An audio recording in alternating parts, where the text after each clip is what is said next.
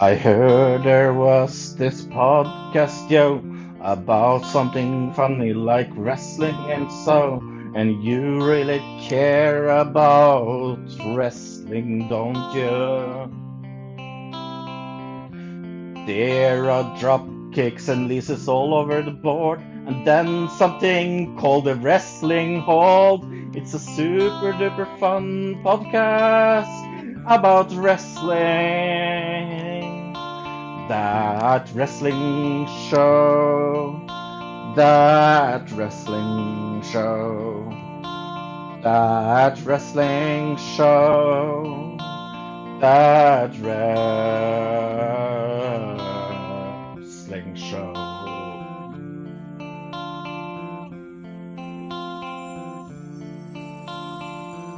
Well, Fro and Bill and maybe a guest or two is here to hold your hand and guide you through a podcast about wrestling. We have a lot of extreme fun, and that's without the gun, because I needed something to rhyme fun with. That wrestling show, that wrestling show, that wrestling show, that wrestling show.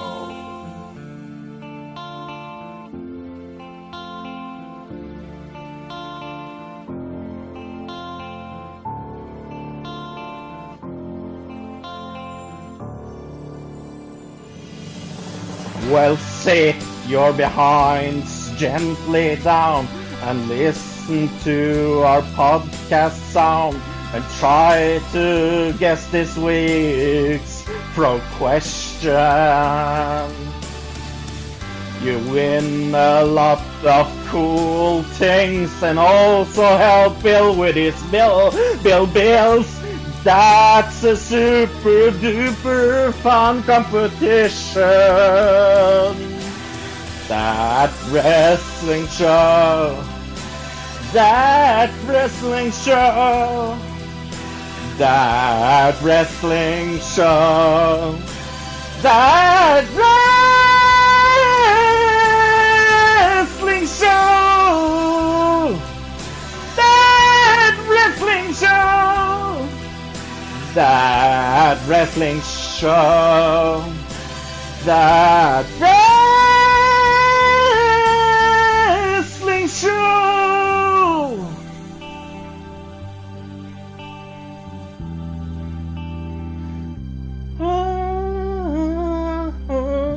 That wrestling show.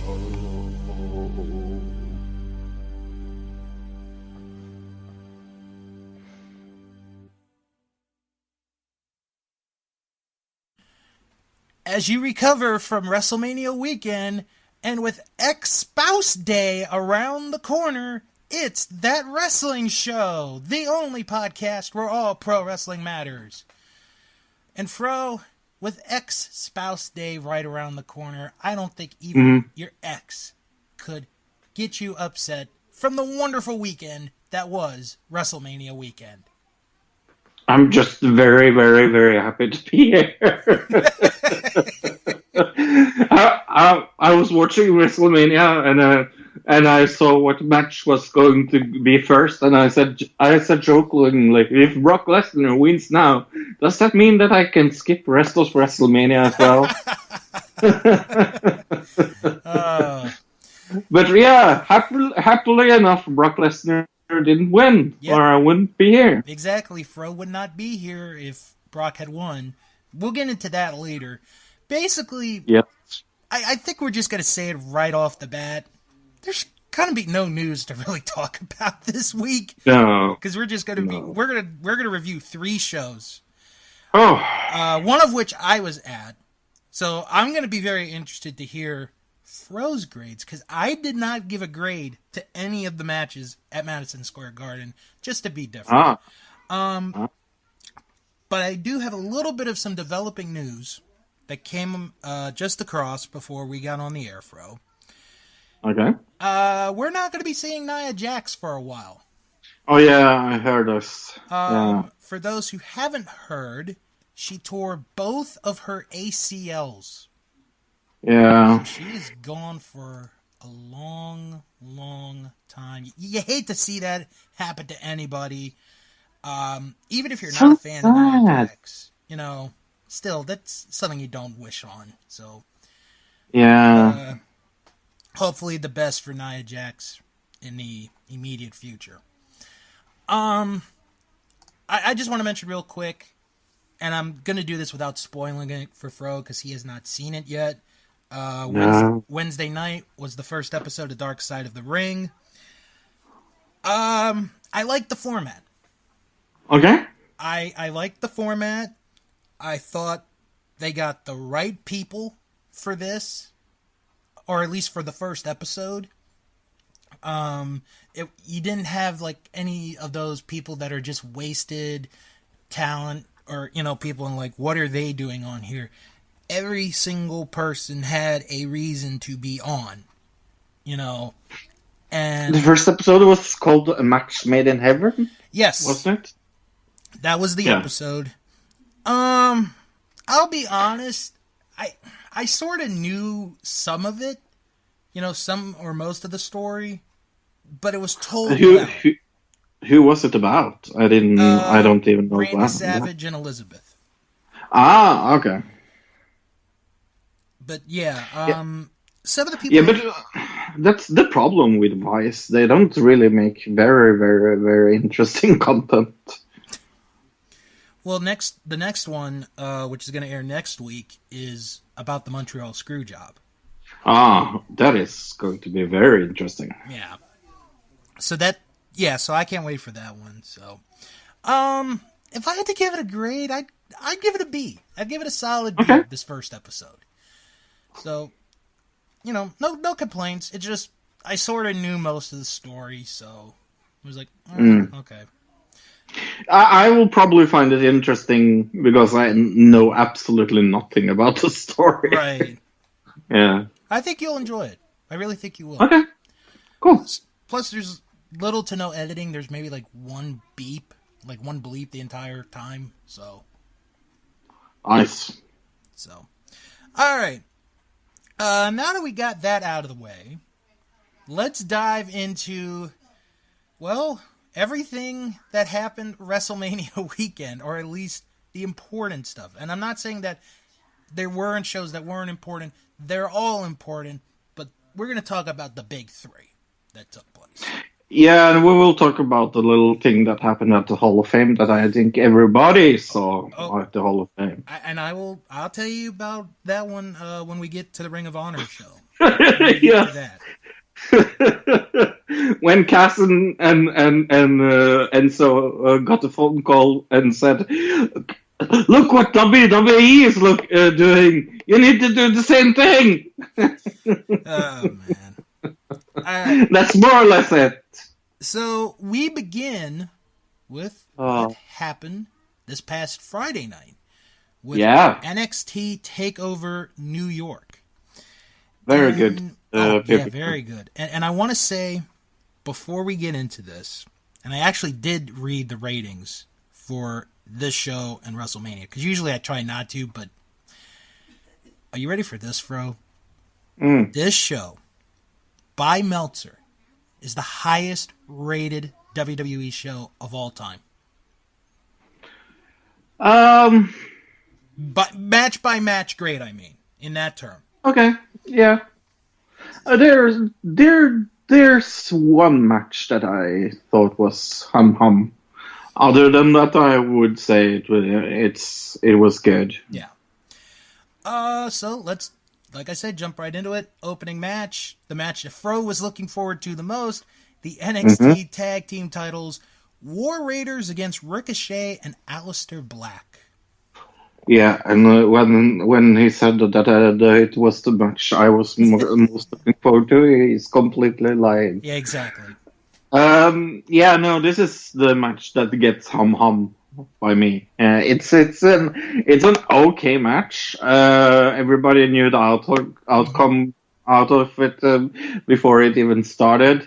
It was nice to say Alistair Black and Ricochet two times during WrestleMania weekend, but no, this was an okay match. I mean, it's hard to care about a match where half of the people there you don't care about. Right. No, I understand. I thought this was a solid opening match. I really did. And I agree with you, Fro.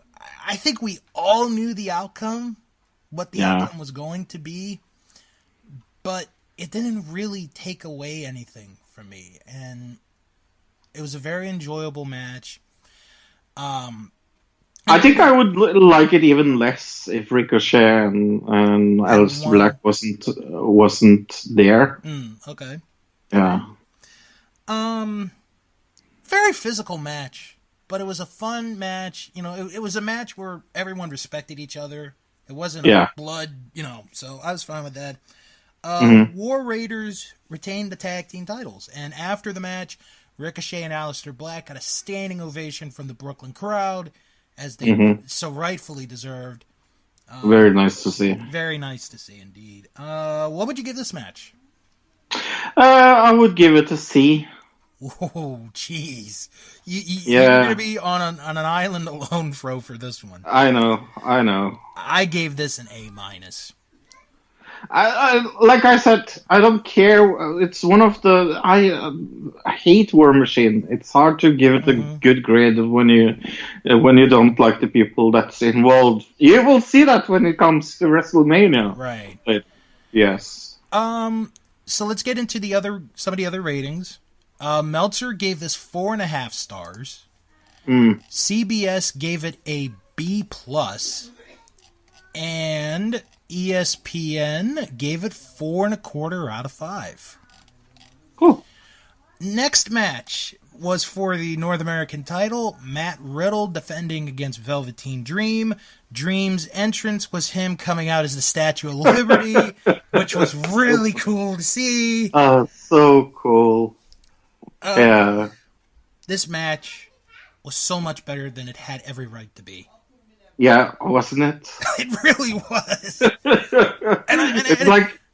It's like I say every time we see him, it's like, okay, it's Patrick from that fucking wrestling show. It's like, it's hard to remember how much I loathed him in that show and how much I love him now. And he's become like probably the greatest thing, Yeah, since Butter. They matched each other move for move, hold for hold. So and I think Matt really took playing the heel in this match really well. Yep. He didn't have to, but he did. No. Yeah. But it was just really good. You had some near falls, close submissions, and then the ending was so good because Matt goes for the bro mission, and Velveteen reverses it into a cradle long enough to get the 3 count and the victory, and Riddle's face told the whole story, and it was so well done. Yeah, I love when they do it with their face instead of... I gave this an A- as well. I gave this an A-. This was very, very, very good. Meltzer gave this 4.5 stars, so two gave it 4.5s in a row to start this off. That's a pretty good sign right there. CBS Sports gave it a B+. ESPN gave it 4.75 out of 5. Then the next match, this was the match you and I were looking forward to the most, or at least going into the show. Walter challenging Pete Dunne for the UK title. Fro, I will let you take this one to start. Yeah, I thought this was not as amazing that I was hoping it to be, but it was still good enough. Yeah. I mean, it was very clearly to see that Walter wasn't trained in NXT style. Was something about their, what can I say? It's like chemistry that didn't fit 110%. Mm-hmm. But other than that, it was a darn good match. Yeah, I really enjoyed this match tremendously. I think the physicality was there, which I think we all knew they were going to both bring going into that match. Mm-hmm. The physicality was there. The European style was definitely going to flow through that entire match. And to see Walter on the top rope, that was a sight to see. It really, because he doesn't look like the type of guy who should go to the top rope. No. It was a good match. I mean, I knew it wasn't going to be the match of the night, but just for the brutality, this was the one I was looking forward to. And I think from a brutality, from a very physical point of view, I think it lived up to the hype. But Walter did win, ending what was the longest title reign in the current era of the WWE. 685 days Pete Dunne had the UK title. Mm-hmm. And we have a new United Kingdom champion in Walter, and Walter, I don't know how you're going to book him to ever lose the title. I really don't. Yeah, no, I think they have almost booked themselves into a corner with him. I have absolutely no clue who would be a good opponent to him. What would you give this match? I give it a B+. I'm on the same boat with you. I gave it a B+ as well. I was tempted to go with an A-, but I thought a B+ was good enough. No reason. You know, I just thought it was really well done.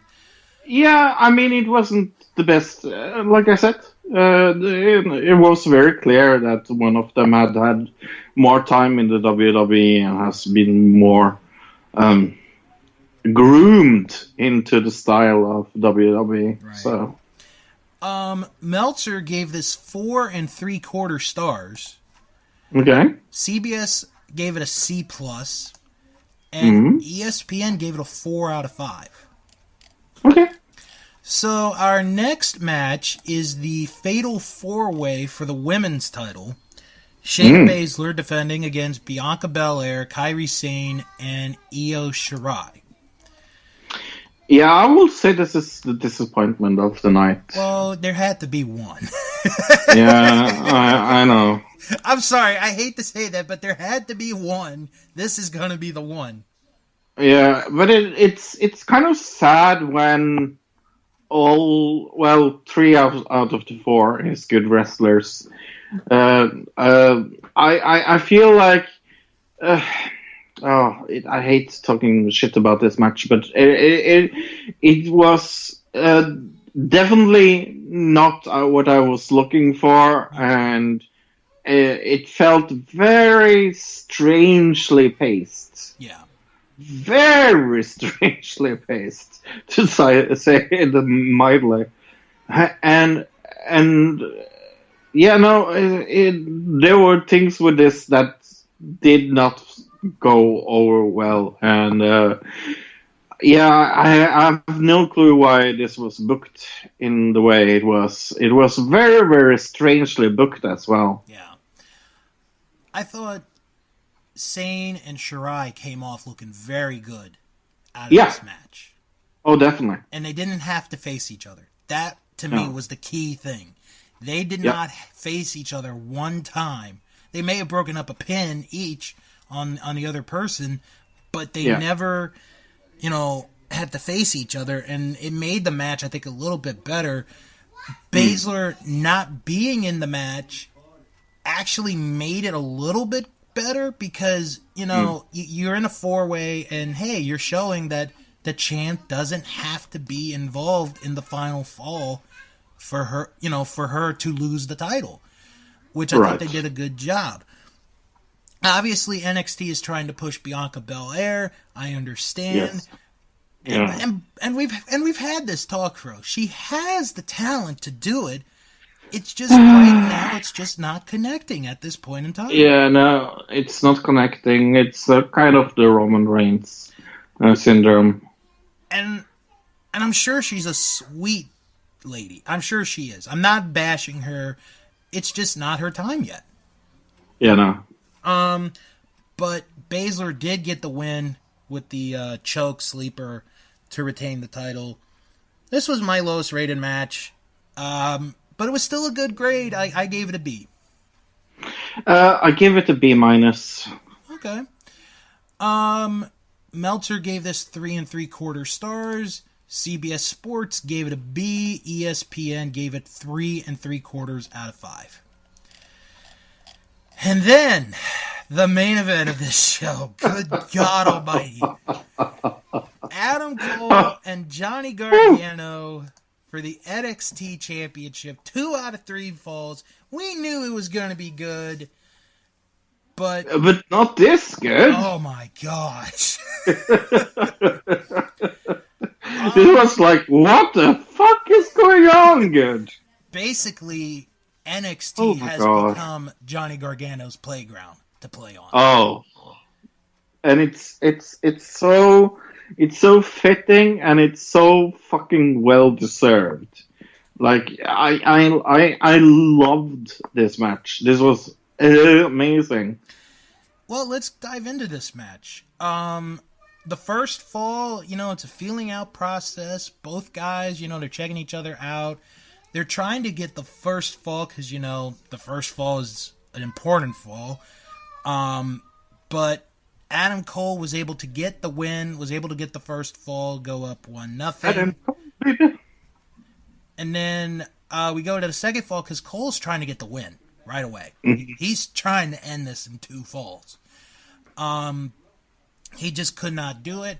Adam Cole was trapped in the Gargano escape, and he was forced to tap out to even it up at 1 fall apiece. But, this third fall, folks, maybe one of the best falls I have ever witnessed ever in wrestling. It is tremendously told. It is well orchestrated. You have near falls, count out attempts, trying to break the table, and I don't think the table ever broke. I mean, those tables the whole weekend did not give.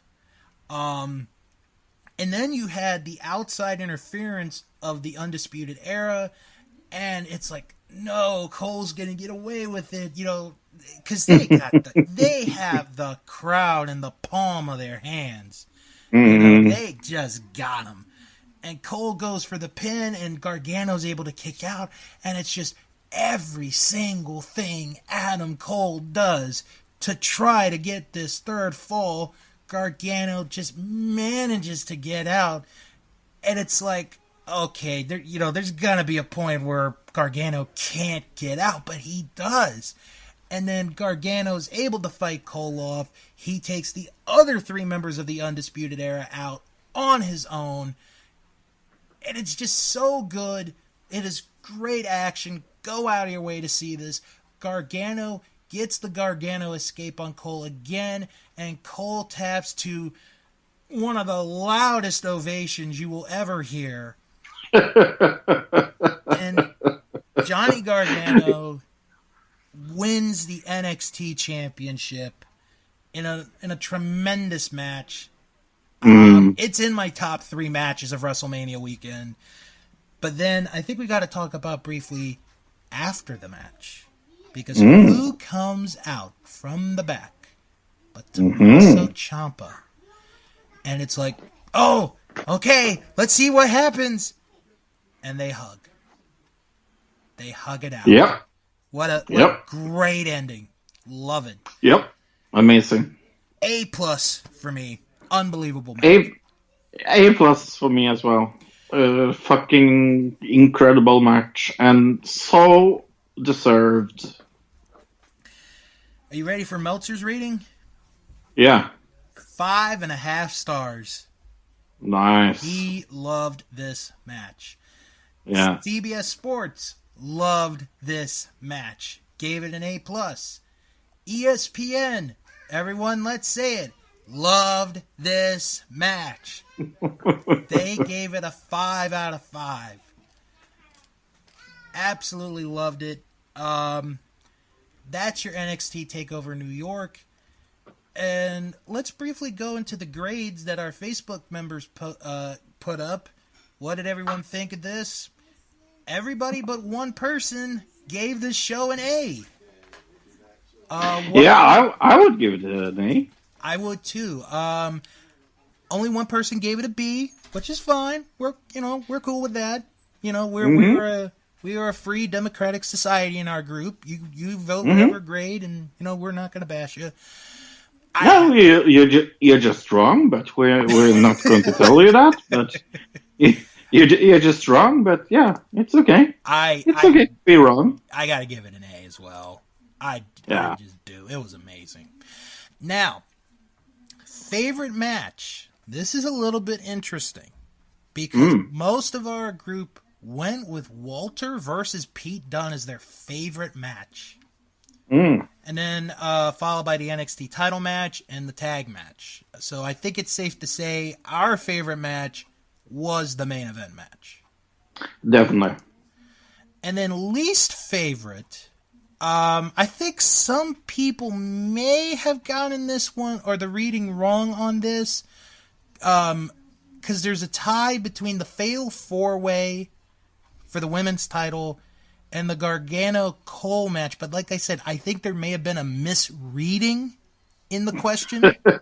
Yeah, I think so as well. And then one person voted Riddle versus Dream. Like I said, there has to be one that is, the least favorite, and I got to give it to the women's title match. Yeah, and I will give it to the opening match. Surprise, surprise. Surprise, surprise. Alrighty. Now then, let's talk about, why you're all here. Hall of Fame! Well, that too. Madison Square Garden.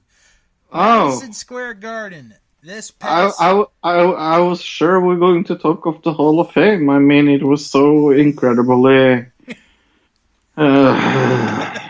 You know what? I'm going to be completely honest with you. With the exception of the video that you and I are going to talk about momentarily, I have yet to see the Hall of Fame. I have. I have not seen it yet. Yeah, I don't recommend it. Okay, so here's what we're going to do, folks. We're going to talk about the matches that took place, and then we'll get to a point, and Fro, I will tell you, it is the... when was it? When we get to the 4-corner tag title match. Yeah. We'll talk about the Bret Hart incident. Okay. So, me, Brian, and Ed, we get to the Garden. It's like heaven on earth, basically. It was almost like going to the Vatican. You've been to the Vatican? No, I've never been to the Vatican. But you're just in awe because it is Madison Square Garden. Yeah. Good seats. They were in the 200, so I was up, but a little tight. That's my only complaint, was a little tight. But other than that, I had a great time. And I think what you guys are going to hear in this review, from my point of view, because I've read and I've heard other people's reviews of this show. There are some that are like a mixed bag about this. So I'm going to say this. If you were at the show, at the Garden, your overall thought of this show is going to be a lot higher than I think most people's thoughts will be of those who didn't go and saw it on TV or their laptop or wherever.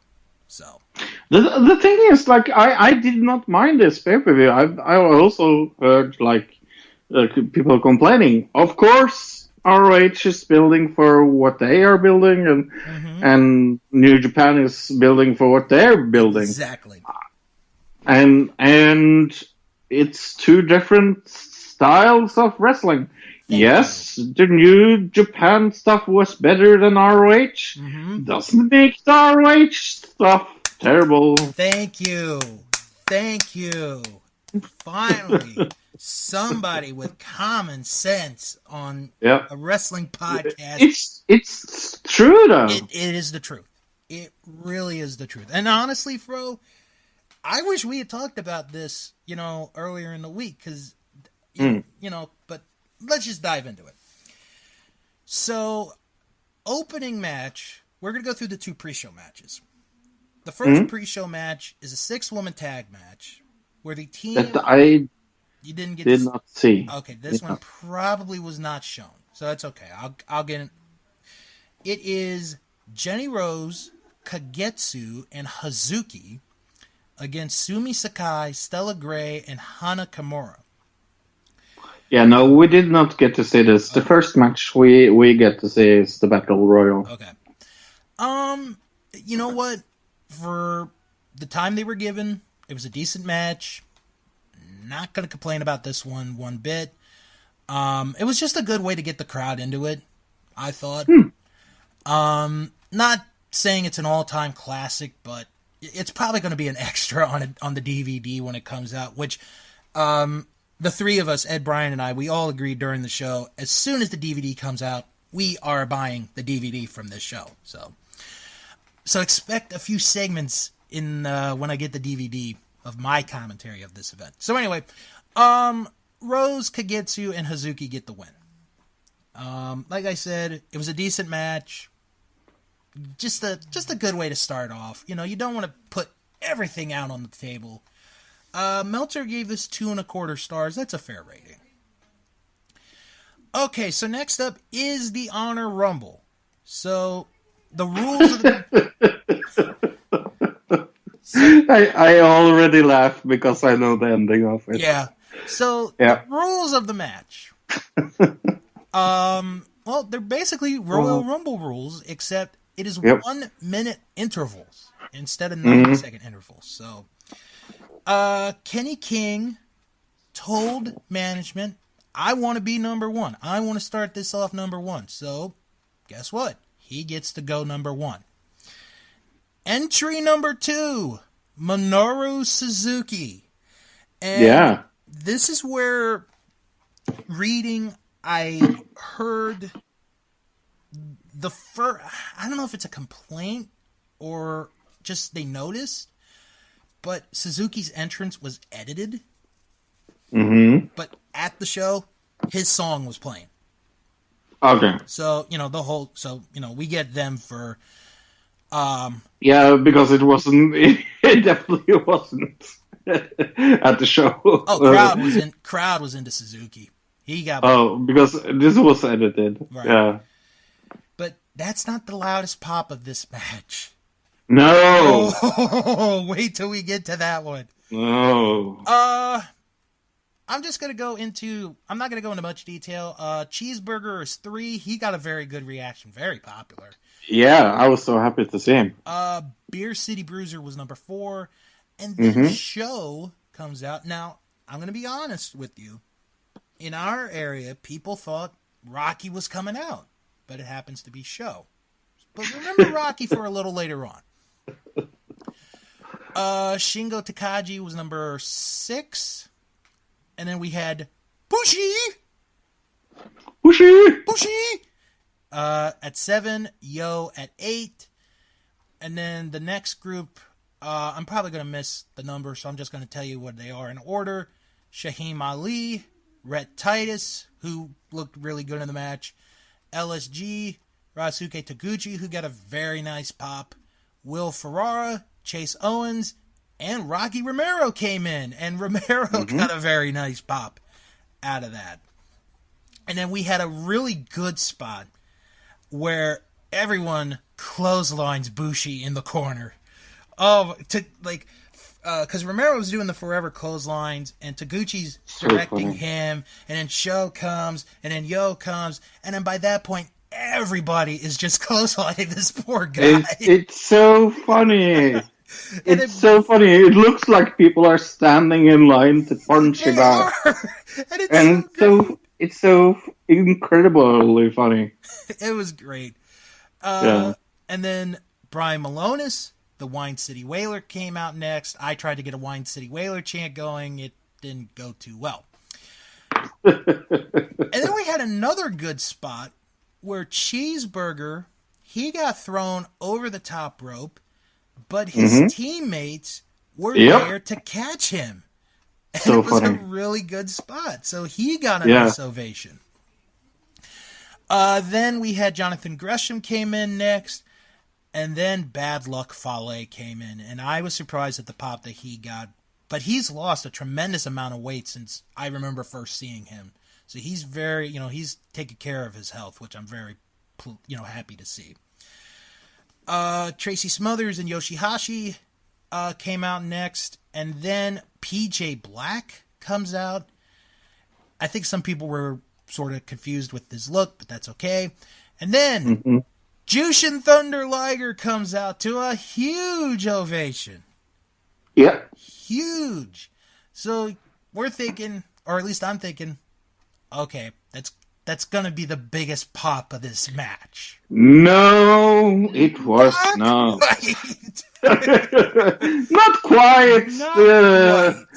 Not quite. No. Then TK O'Ryan and Vinny Marcellia from the Kingdom come in next.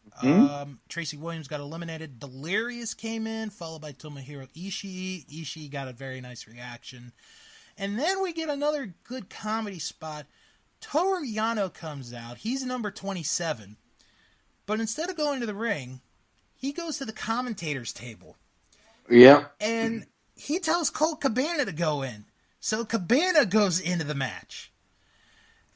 Now, we didn't get to hear the commentary, but from what I heard, Yano was hilarious. That's what I heard. It was very, very, very, very, very good. It was very funny. Then Hiroki Goto comes in at 28, and then we get this spot where everyone gangs up on Bad Luck Fale, because he's the biggest guy in there. And they do manage to eliminate Fale. But at the same time, Kenny King goes through the ropes. So remember that for later. Entry 29. I thought he was eliminated, just to say that. No, that's totally understandable. Entry 29 is Haku. He gets a nice ovation because, it's Haku. If you boo Haku, he's gonna haunt you in your nightmares. But hey, Bill. Yeah. Who did you think was going to be number 30? I had no idea. No idea. And Me neither. And then number 30, and the garden explodes because the Great Muta is the last entry. So fucking amazing. Oh my god, the garden went crazy. Oh my god. Such a good surprise as well. It really was. So absolutely nobody knew about this, and I'm very, very happy that they kept this a secret. Oh yeah. And he looked so good in this match. You know what? For his age, he looked very good. He did. So why don't we fast forward to the end here? The final two end up being Muta and Liger. So we're so good. So we're all on our feet. It's like, oh god. So Muta and Liger, they face each other for a little bit, but here comes Kenny King from under the ring. Remember, Kenny King was never eliminated. He eliminates Muta. He eliminates Liger. Kenny King wins the Honor Rumble, thus getting a future Ring of Honor World title shot. And so healing and so good. I liked the ending. So good. I love this match. I'm going to say this, and it's going to be controversial, but it was my match of the night. Like I said, I just loved seeing everybody. Yeah. Like I said, I'm not giving a grade for any of these matches because I was at the show. So, what would you give this match? I would give it a B. No, I'm just kidding. I would give it an A+. Wow. I loved it. Yeah, I love this match. Would some of it be for the surprise value? Yes, Okay. of course. Yeah. Well, Meltzer's on the other side of the world on this one. He only gave it 1 star. Oh. Really? I really enjoyed this.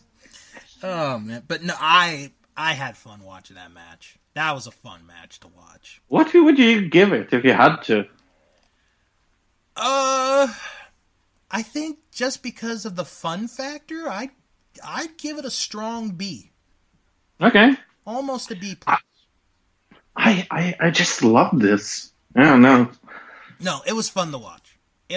Royal Rumbles are my favorite shows. So. Especially if they're pulled off right.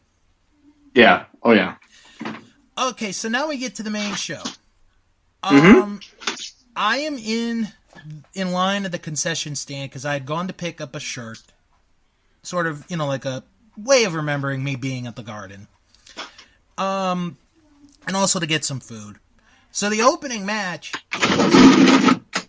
Well, it sounds like Fro's going to get food too. Yes, I am actually. I was very, very hungry. I was a hungry hippo. Jeff Cobb versus Will Ospreay, opening match of this one. Yeah. This was a fun match to watch. Yeah. So good. I mean, Jeff Cobb he's an athletic freak. Let's just say it like it is. He is an athletic freak. Ospreay is incredible to watch. Those two could do no wrong in this match. No, it was very, very, very entertaining, to say the least. Yeah. It was very, very, very smart of them to put this first. Yeah. Just a very good, solid back and forth match. Jeff Cobb hit a tour of the islands from the top rope onto the mat, and then he would hit another one in the ring. Cobb would get the 3 count. He keeps the television title, but he is the new never open weight champion in a very fun match. Oh yeah. Meltzer gave this 4 stars. No CBS or anything else? No, they don't care. If it's not WWE, they're not going to give it a grade. Aww. That's what I've learned. That's why, guys, when we give you our grades mean something. Now, I gave this a B. Okay, that's a fair grade. That's about the grade I would have given it. Yeah. Then our next match is Dalton Castle against Rush. Rush. And I can understand people's frustrations about this match. But if you follow the product, this all makes sense. It really does. So they do the Code of Honor. Rush hits 2 running drop kicks and then a 3rd drop kick in the corner. Rush beats Dalton Castle in 15 seconds. Like nothing. I was like, is this match over already? Yeah, no. And then after the match, the boys try to make Dalton feel better. They form a chair for him to sit on, and that's when Dalton loses it. And it really was a good, moment, I thought. Because Dalton Castle had been on a bit of a losing streak. He wasn't on the anniversary show. He didn't have a match at the anniversary show. If you remember that. But no, I thought this was very well done. I thought this was a well done segment. Meltzer did not give a rating for this match. I mean, yeah, it's not a match. It was 15 seconds long. So, Yeah. Yeah, no, I didn't rate this either. Yeah, I think we'll give it a pass on that one. So, Mandy Leone joins commentary for the next match. But before we go to the next match, something happened backstage. Juice Robinson is laid out. Who saw this coming? Nobody. So now we go to our next match. Kelly Klein challenging Mayu Iwatani for the Women of Honor title. I know I'm just gonna say right off the bat, Fro, this match was a lot better than the match they had at the anniversary show, I thought. Oh yeah, definitely. Definitely much better. I totally agree. It was a good, well-fought match. Just a good back-and-forth story. I mean, and Kelly Klein was able to get the win back the Women of Honor title. It's not the best match on the show, but but if you compare this match to the one they had at the anniversary show, it would have been like comparing ice cream to horse manure. But the anniversary show itself was kind of disappointing, so... Yeah. Meltzer gave this 2 stars. Yeah, I would give it a C. Okay. But let's talk about what happened post-match. Because Angelina Love and Velvet Sky invade Ring of Honor. They jumped over the barricade and fought on. Yeah. But they did come down to the ring. We were all surprised. We didn't know what was happening. So were you happy to see them? Velvet, yes. Angelina, no. Angelina... Exactly the same like I felt. Angelina... I'm not going to say Yeah, no, she can't wrestle. And she's not that pretty looking. She really isn't. Velvet is. I think Velvet's a very attractive... I think she's a cute woman, but I've never thought Angelina was attractive. No, and she's not a good wrestler either, so... So, they enter the ring, and Kelly... I was like, is it TNA TNA time. So, Kelly stands her ground. Mandy Leone comes down, and it looks like she's going to help Kelly. But then Mandy This Leone, I liked. Yeah, Mandy knocks out Kelly Klein. And it's a 3-on-1 assault. Some of the other women try to help, but they get beat up. And then they take their lipstick and they write an Anarchy A on the forehead of Kelly Klein. And as they leave, they put up on the big screen the Allure. So Allure? The Allure. Okay. That seems like that's going to be the name of the group. But here's what's interesting, Fro. And I want to see if you remember either hearing about this or reading this.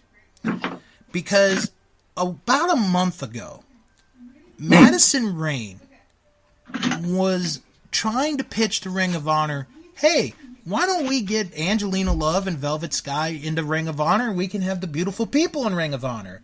And they're like, no. So Madison left Ring of Honor to go to Impact. Well, here comes Velvet Sky and Angelina Love, and they have Mandy Leone, and they form their own version of the beautiful people. Yeah, no, it's very, very, very, very strange to say that no. Was a bad call by Ring of Honor, I think. Yeah. That was sort of a dickish move. Then we get one of the lowlights of the show, Mega Man performing Going to the Garden. What the fuck was this? Oh my god. Fro, if the incident we talk about later had not happened, Mega Ran would have been the most hated person in the Garden that night. So he has on, and I have to describe his outfit, folks. He has on a Tetris jacket. And he is wearing a Dewey Decibel System t-shirt. And it says Dewey Decibel System on the shirt. So as he's performing the song, Bully Ray comes out. The hero from the last show.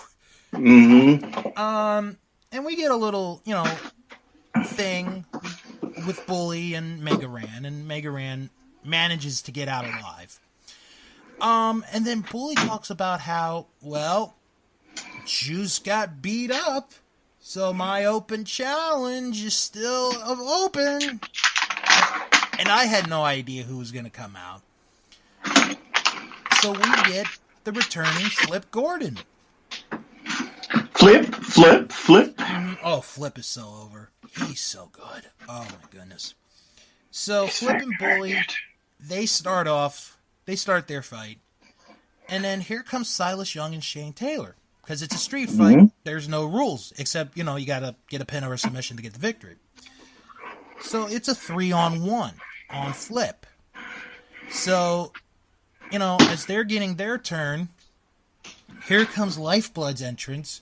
And it's Mark Haskins and, oh, it's Juice Robinson. He's fine. He never got hurt. So we end up getting a 6-man New York street fight. And my thought was, okay, they're just trying to get everyone on the show. I understand. I'm not going to complain about it. They're just trying to get everyone on the show. I will. Okay, go ahead. This was stupid. Complaining over. Over planning? No, complaining over, I said. Oh, okay. There is one funny moment from the crowd where when everyone has a Singapore cane, some people are starting to make lightsaber sounds from Star Wars. It's like, vroom, vroom, vroom, vroom. It was really cool. The end of the match, Bully Ray gets beat up with the kendo sticks, and he gets pinned, so the good guys go over. What would you give this match? A C-. Okay, Meltzer gave this 1.5 stars. Yeah.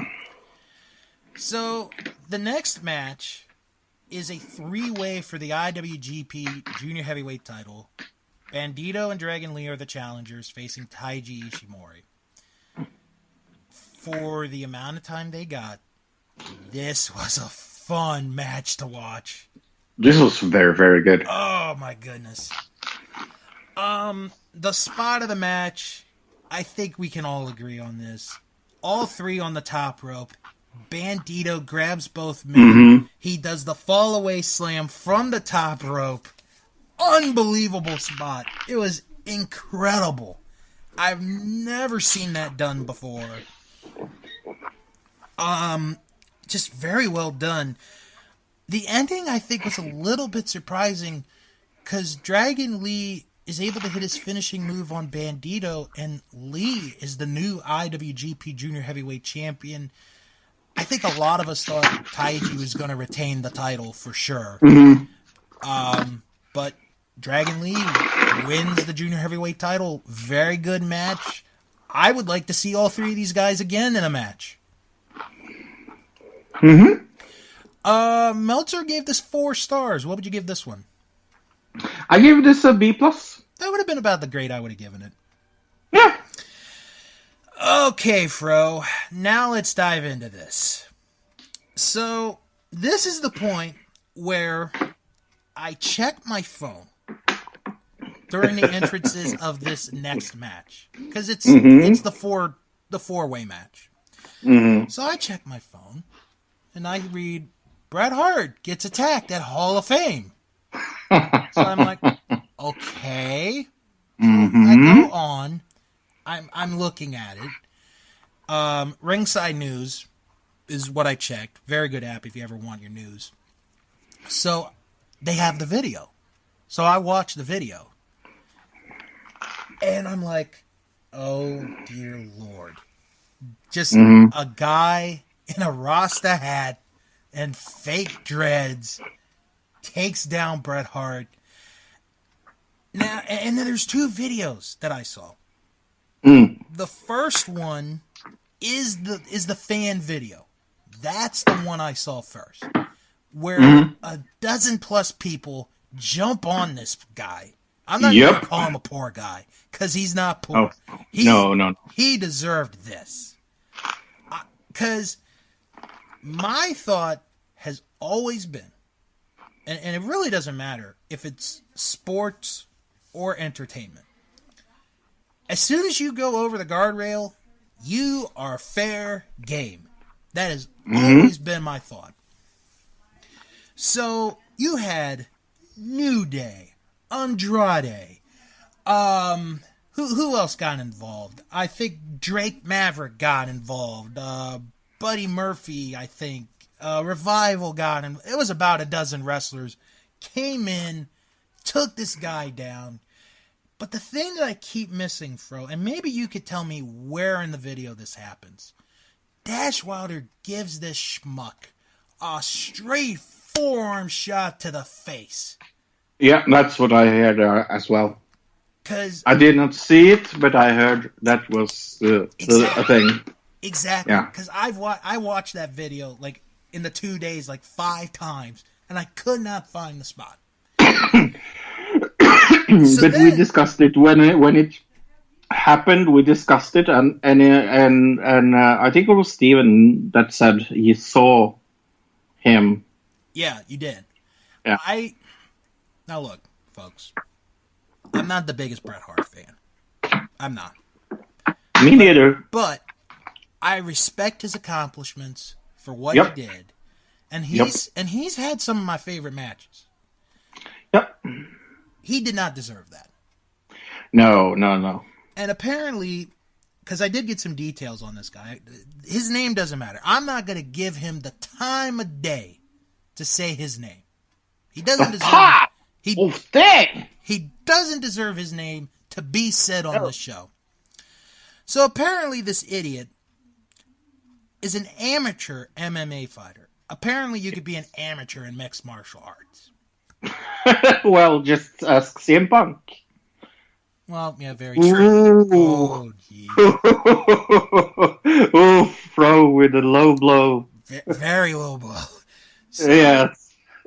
So he has a 2-1 record. Last fought in March. Apparently, he had been making some comments on Twitter all week leading up to this. One of the reasons is he was not happy that the women's match was the main event of WrestleMania. That was one of his tweets. Very, very irritated over that. Very irritated about it. To say it mildly. Yeah. But his mugshot, if you haven't seen it, folks, dry blood all over his face. Aww. Deserves it. Yep. So I showed Ed and Brian what happened, and we're shocked that this happened. Yeah. So, we all were. Oh yeah, I wouldn't. I think the only one that wasn't shocked is the guy that did it. Yeah. So, and people were talking about this being at work. No. No. What comes later was, but not this. He actually just got released from jail yesterday. Yeah. He could be facing years in prison for what he did. Yep. So, congratulations, you douchebag. You got your ass kicked by a dozen professional wrestlers, and you're going to be in jail for a long time. Yep. This is an open and shut case. Do you need any evidence? Okay, here's evidence A, the video. You want more evidence? Evidence B, the fans' video. Case closed. And WWE does the correct thing. They go first to black and then to the audience. Yes, I do agree with that. All right, so let's get back to this review. 4-way match for both the IWGP and the ROH Tag Team titles. PCO gets the special entrance for this one. Yeah, and how sad is it that this thing happens right here? Because this was an okay match. It was good. I'm not, No, it was okay, but they did... I guess my definition of okay and your definition of okay is different on this one. Okay. I mean, I'm not saying it was a 5-star match. It wasn't the best match of the night. No. I would give, without any knowing of what goes on outside the ring, I would give this a C-. Okay.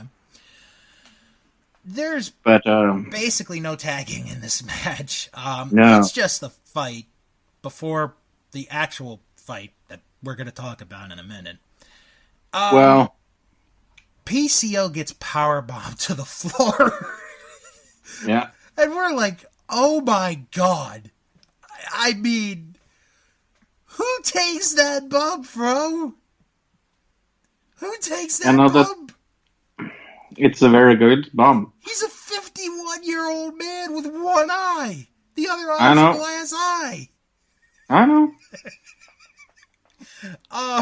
So Tama Tonga and Tonga Loa, they end up pinning Brody King to keep the IWGP Tag Titles and win the Ring of Honor World Tag Team Titles.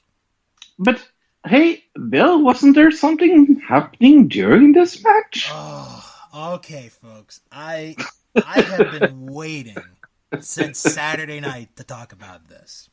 Oh. As soon as the match ends, I mean literally, the second the match ends, I see somebody jumping over the barricade. Like doing an Undertaker dive over the barricade. And who is this? And well, they're going after the Briscoes. And we have no idea what's going on. So then I take a look and I recognize the hair. As soon as I recognize the hair, I'm like, oh shit, it's Enzo. And Big Cass is there too. Yeah. So, you know, and they're having this fight with the Briscoes. And it looks like a legitimate fight. And it might have been a legitimate fight. I don't really know. No, it wasn't. Because, and here, I'll give the production a little bit of credit here. Because they did not have the cameras on this fight. Right. They had the cameras on after the match, and then Toru has the IWGP Tag Titles. But we're not giving two shits about that, because we're focusing on Enzo and Cass finding the Briscoes after they jumped the barricade. Yeah, no, this was a work. The thing is, they were backstage at the taping, and when the thing happened, ROH took, and they have been criticized by their own wrestlers for doing this. Yeah. Sent them out and told them to do actually what they did here. I mean, the fans were pissed. Yeah. I mean, there were so many F-bombs dropped. I mean, it was amazing. It was like I'm thinking, great. Bret Hart gets taken down by a fan. Enzo and Cass jump the barricade at the Garden. What the F else could happen tonight? Yeah, no, this was not planned. This was because the thing at WWE happened. I've heard that. I'll say this. If it is true, obviously this is not going to make me stop watching Ring of Honor. It's not. Yeah. I've been a fan for 15 years. But I will be very, very disappointed about this. Yep. Because the last guys that I would think would work with Ring of Honor is Enzo and Cass. It's not their style. But yeah, it was craziness. It was craziness. Meltzer gave this match 3.5 stars, if anybody cares. Yeah. You gave it a C-. You said that. So. Yes. So the next match is Hiroshi Tanahashi against Zack Sabre Jr. for the Rev Pro United Kingdom title. So it's like, oh God, okay, we got to go through this after what just happened. They had a really good match. It was an okay match, yeah. A lot of technical wrestling in this one. Zack Sabre Jr. is pound for pound the best technical wrestler in the world today, bar none. I love Zack. He is so good, and he plays the heel so well. Yep. So well. Sabre just stretches Tanahashi to the point where Tanahashi says that he gives up, and Sabre keeps his title. That was sort of like, if I had to do the confidence points, that's where all of it would have gone. Would have been on this match. Mm-hmm. Meltzer gave it 4 stars. Yeah, I give this a B+. Okay. Next match, Kota Ibushi versus Tetsuya Naito for the Intercontinental title. Crowd was split on this one. Really? Mm-hmm. Half were for Ibushi, half were for Naito. Oh, like that. Oh, I thought you meant the match quality, because the match quality was very, very good. This is either at the top or like second place for me, because there's one this is my second place for best match of the night. Yeah, this is a very fun match, just good story told, and you knew it was important. You really did. Mm-hmm. Ibushi towards the end hits the Bamaye Shinsuke's move, and then Ibushi hits that knee to the head of Naito to get the 3 count, wins the Intercontinental title, and we stood up. This was one of the 2 or 3 matches that got a standing ovation from the upper deck, because at that point my legs were about to give out. But this was a great match. Meltzer gave this 4.5 stars. Yeah, I gave this an A. All right. Then we go to the first half of the double main event. It is Ladder War for the Ring of Honor World Championship. Jay Lethal versus Marty Scurll versus Matt Taven. Now, I'm going to get into something right off the bat before we dive into this match. I heard a review from a podcast that I will not mention for the sake of our co-host's sanity. Smart wrestling fan. Sorry. I had a cough. Yes. And the person who reviewed it, and I'm going to say this very respectfully, said that the crowd did not want Matt Taven to win this match. Did his name start with a J? No, actually, it was an H. There were fans of Matt Taven for this match. Matt Taven is just such a good heel that no one wanted him to win. Most of the fans were for Marty. They wanted Marty to win, and I totally understand that. I wanted Marty to win. But again, this goes back to storyline purposes, where if you follow the product, since the summer, Matt Taven has claimed he is the Ring of Honor World Champion, which is a legitimate case. So we have the match.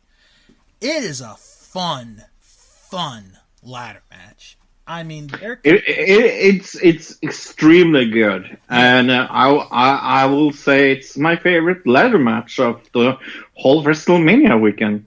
That's because it was probably the only. Okay, I'll be quiet. I'll be quiet. This was very, very good. there were some good spots here, but there's one spot I do have to mention. Especially when they have the 2 ladders intertwined with each other. That's where I'm going. Because they get the 2 ladders together to form an X. Oh, so good. And it looks dangerous. Yeah, it looks like it's going So once the ladder, once they're done using it, they push it over the top rope. It accidentally hits a fan in the front row. Yeah. And then the whole arena's going, That's a lawsuit. Clap, clap, clap, clap, clap. Yep. That's a lawsuit. The lawsuit. Yep. Oh, we were laughing so hard at that one. And Yeah. And it looked like it hurt very, very, very, very well, much. they had people right away there to check on the person, and the person looked like they were okay. But it also brought me back to that one time when I was at Chikara, when Chuck Taylor threw a chair at one of the ants, and it hits a fan in the front row. Wow. Oh, God. Okay, so to get to the end of the match, they're fighting for the belt. I mean, it's just so good. It comes down to Taven and Lethal. Taven punches Lethal, and Lethal just takes this dive, falls backwards onto a ladder that's set up outside of the ring. Taven grabs the belt, wins the Ring of Honor World title. The crowd is booing him, but like I said, storyline purpose, this is a big deal. It came off really well. And there was this one lady who, let's just say, she had a little bit to drink. And what I mean by a little bit, I mean a lot to drink.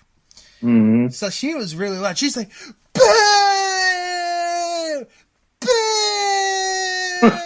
Boo! So why did the mooniest of moonbeams did not like this move? Just, I don't think it's that they hated the match. It's just they noticed that nobody wanted Taven to win. But it's not true, though. But that's the sign of a good heel, though. Yeah. That's the sign of a good heel.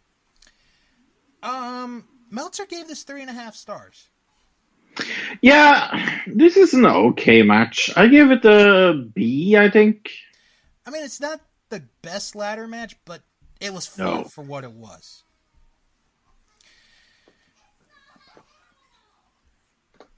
And then we get to the main event.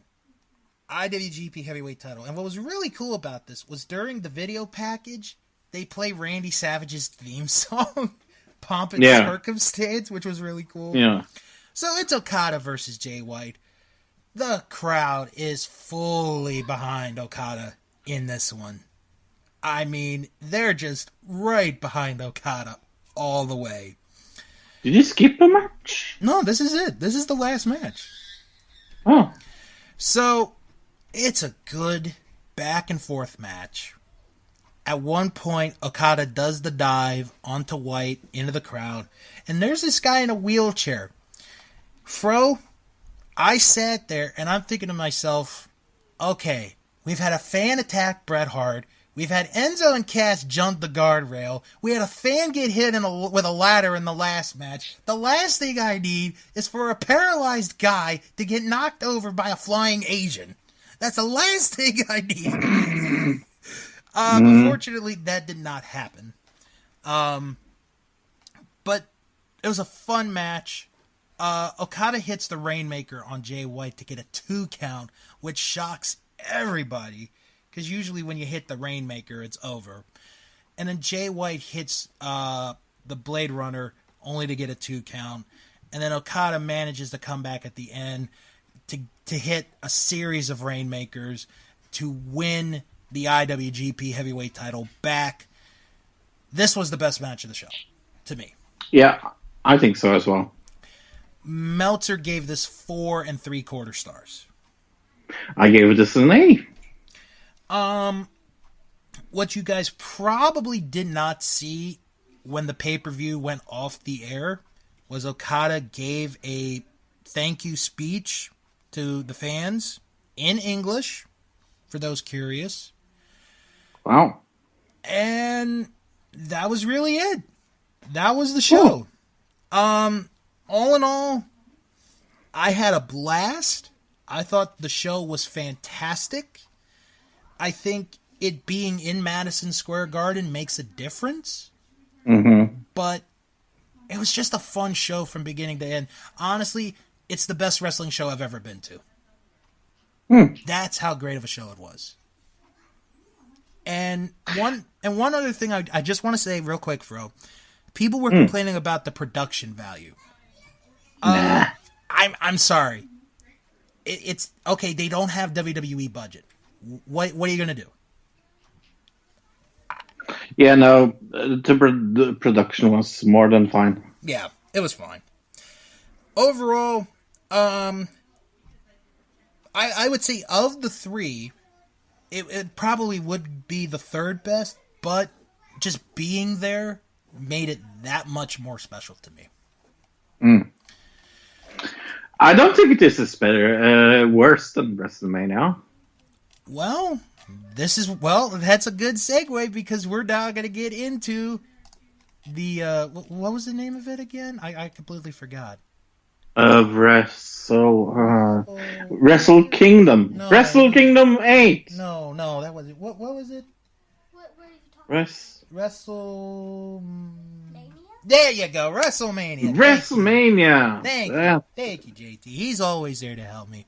Although I will say, when I did go many years ago, he was about 4 years old.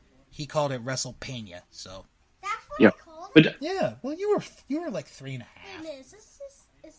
Are you talking about the wrestling match you just went to, or one that I went? No, years ago when you were a little guy. Oh, okay. Yeah. But I need to rate the ROH go right show ahead. first. Go right ahead. I would give it an A. That's about what I would give it to. Yep. Okay, so Fro, I'm going to tell you how I did WrestleMania. Okay. I turned off all notifications on my phone. I Good. did not want to get spoiled. I stayed home from work Monday. Mm-hmm. A, to recover. B, to watch WrestleMania, including the pre-show matches. You mean the 16 hours with WrestleMania? No, it wasn't that bad this year. They did some smart things. Mm-hmm. So why don't we get into it? Let's get into the pre-show. It was Buddy Murphy defending the Cruiserweight title against Tony Nese. And Fro, I'll let you take this one to start. Yeah, no, this was a good start. Very, very smart to have this first. I thought, spoiler alert, yeah, well, we're going to spoil everything. Well, yeah. If you haven't seen this, yes, too bad. But the title change is smart. I think Tom Nese is very, very good. I thought what was good about it was the fact that they did give this match time. And they were able to put a good match out. I mean, I think it could have been a little better, but it was still a good match. Mm-hmm. And the right guy went over at the end. So, my nephew Jacob is waving at you, so... I waved back. Oh, you just need a white box. I'll show it to you later. Meltzer gave this 3... I just waved at you. I did not. Meltzer gave it 3.5 stars. So what did you give? Okay. What did you give this one? I would give it a solid B-. Yeah, that's actually the grade I gave it as well. I gave it a B-. Bill just gave you a thumbs down. How dare you? Okay, Meltzer gave this 3.5 stars. CBS Sports gave it a B+. And did ESPN even do the pre-show matches? Because the last few months they haven't. No, they did not. So we're gonna skip ESPN for now. ESPN. Next match. What does ESPN spell? Espen. Bespin? Next match is the Women's Battle Royal. I am a woman. Yeah. The best of the Battle Royals, that's for sure. Ooh, I don't know about that. What did he say? You don't think so? I don't think. Really? And I'll tell you why. It's not the talent's fault on this. It's they didn't have enough talent. They didn't have enough wrestlers Hello. in this. They should have had more. Hello. Hello. So it comes down. Hello. It comes down to Sonya Deville, Asuka, and Sarah Logan. Deville gets eliminated. Hello. And Asuka then gets eliminated. So it's like, oh, Sarah Logan wins the Battle Royal. But I was so happy about this. But Carmella was hiding, which I did not even see. Wait. And she was my pick for the women's. It was so funny. And you got one right. Yay! Yeah. Let's give Fro a round of applause. He got one right. Yay! Woo! Boo! Boo! How dare you? Boo! You know. Hi, my name is Bill, and I love stinky socks. Oh, geez, not this again. And everybody always goes, hey yeah, he loves stinky socks. I think that would have been your reaction to this match. No, I was. Yes, Bill, I like stinky I was fine with. I was fine with the way this match ended. I gave it a C. I think I will stop smoking.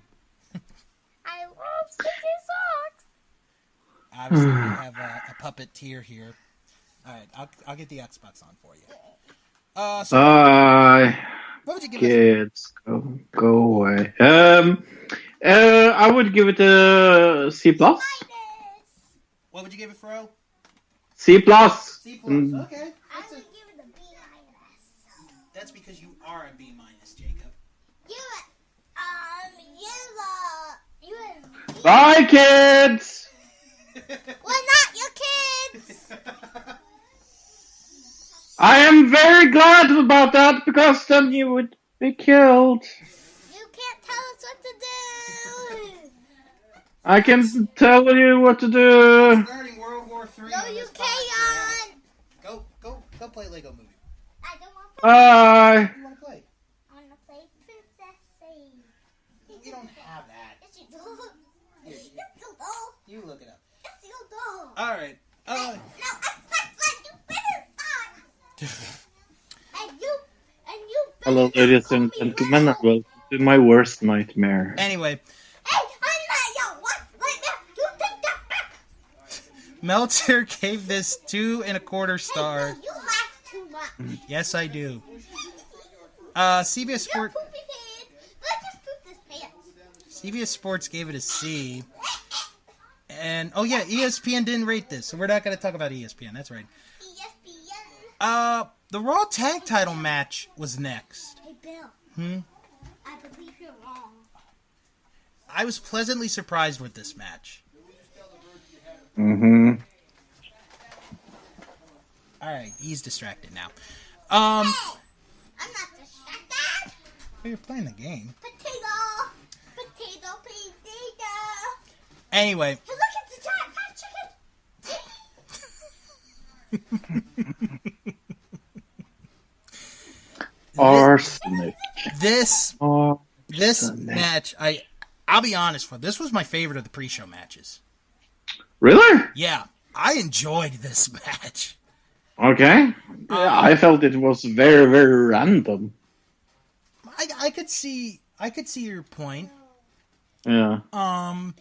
The first one. Hit green. Did you hit? There we go. Okay, so, well, I thought I told a good story where, like, okay, Hawkins is going to start the match, and he takes advantage, and then he tags in Ryder, and Ryder just takes the beating for most of the match, and then Hawkins makes the save, and then he hits the Brain Buster, Wilder did. No, Dawkins, I'm sorry. Dawson. Dawson hits the Brain Buster on the floor, which looks really good. And he takes him into the ring. And I like the ending because Kurt Hawkins is playing dead. And he gets him with a small package. And they win the tag titles.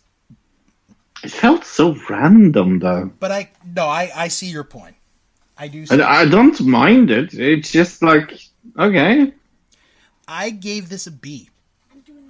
I gave this my C minus.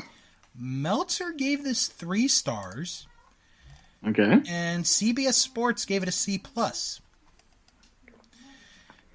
And then we had the final pre-show match, the Andre the Giant Memorial Battle Royal of Fun. Well, that's not entirely true, Okay, because not- we have probably not this let's wait for Braun Strowman waiting show. That's what I call it, because there was something wrong with the graphics or something with this that was very, very, very stupid. Because we waited for the longest time for Braun Strowman to come out. There was very clearly something wrong. Right. Because all the other wrestlers were standing there. Oh yeah, they were waiting and waiting and waiting, and then they waited so long that they even like throw it back to the commentator. Yeah, they did. It's like what the fuck are we waiting for? And then the two other people that we were most focused about, Michael Shea and Colin Jost, as soon as the bell rings, they go and hide under the ring. Right. Very good storytelling. It's your typical battle royal, to be honest. Yeah. Although the one spot that I was a little surprised about was when Apollo and Andrade were fighting each other, and Andrade hits a nice Hurricane Rana to eliminate Apollo, but he eliminates himself by accident as well. Yeah. So we think it comes down to the Hardy Boys and Braun. So the Hardys are trying to eliminate Braun. When Colin Jost and Michael Shea finally pop into the ring, and they try to help eliminate Braun, it doesn't work. The Hardys get eliminated. So we're down to Braun, Colin Jost, and Michael Shea. And Colin Jost, oh boy. It was so bad. He brings in his therapist. So bad, Bill. He brings in his therapist. Oh, you gotta beat up the fish there, Jacob. So he eliminates Michael, and then he eliminates Colin Jost to mercifully end the Andre the Giant Battle Royal. Braun Strowman wins. I gave this a C+. I gave this a D-. Yeah, this was not the best. Hold on, I'm gonna help real quick here. Jump on something here. I hit a rock. There's a ship. Bill, later on there's a ship that you have to jump on. There we go. Okay. Anyway, So you get on the clock now? Meltzer gave this 1.5 stars. Yeah, no, it's a reason why I said the women's were better. CBS Sports gave this a B. Wow. Very surprising. So we had a good rendition of America the Beautiful, I thought. Alexa Bliss comes out, and she's like, I can make a WrestleMania moment with a snap of a finger. And out comes Hulk Hogan to a huge pop.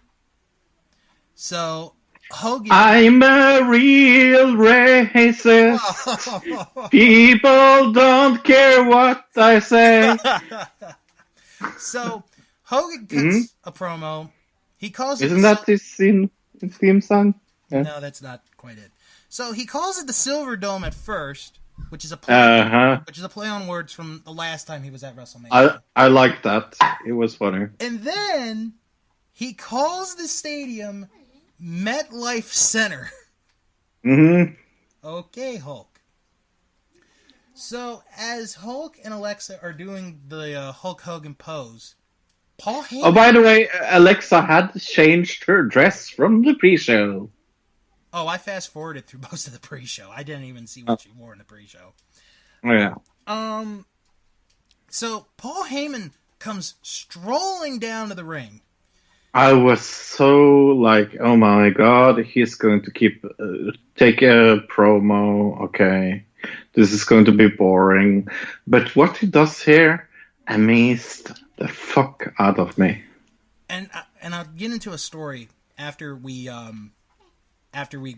get done talking about this match. So Heyman cuts a promo saying, well, you know what?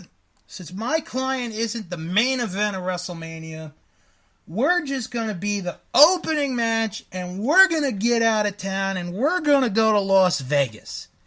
So our opening match of WrestleMania is the Universal Championship match. It was so good. It was. It really was. So Brock comes out to the ring first. Seth then comes out. Brock. There you go. So Brock Lesnar beats up Seth outside the ring before the bell even rings. So he gets hit with an F5, and Brock Lesnar's just beating up on Seth Rollins. He's just beating up on him. And then they finally get into the ring to start the match. So they get into the ring, they start the match, Brock's in control. But then he tries to go for an F5 in the ring, but he accidentally gets the referee, and Seth Rollins hits a low blow onto Lesnar, and then he hits 3 curb stomps in a row, and 1, 2, 3, Seth Rollins wins the Universal Championship. I'm so happy. I gotta say, it was done really, really well. I was so relieved. I gave this a B. I gave this a B+. I figured you would. I gave it an A. Well, it wasn't quite an A+. Meltzer... You're a loser. You're a loser. You're a sore loser. Actually, I am. Meltzer gave this 3.5 stars. He's a sore loser. CBS Sports gave it a B-. ESPN gave this a 2 out of 5. Wow. Yeah. Okay, so there is a story to why this was the opening match. This was originally supposed to be the semi-main event. But when will you be finished? In a little while. So this was supposed to be the match that goes on before the women's title match. During the pre-show, they made the decision to put this match first. Because Brock Lesnar legitimately had to go to Las Vegas. Hey, no, I don't want to So this match was the opening match. Then we go, Jerry Lawler's on commentary for this match. AJ Styles versus Randy Orton. Why? Well, you can't have a WrestleMania without the King. Yeah, but why this match? I don't know. I wish I could tell you. Felt it felt very random. It was. We both have admitted we're not the biggest fans of Randy Orton. No. But I thought this was I thought this was a good match. I did. I did not. Then you're a sore loser. That wasn't from me. That was from the kid. Take it out on the kid later. Now. Oh, I want to take something out of the kid. Okay. Yeah. Okay. Oh, you can't. Because you're so dumb. Oh, settle down, gentlemen. You're too dumb. I'll just beat you because I play with my brother all the time. So I'll just beat you fair and square. Save it for the ring. Save it for the potato box. Yeah, that's right. I'm sending you to North America. The first promo ever on that wrestling show, folks. Mm-hmm.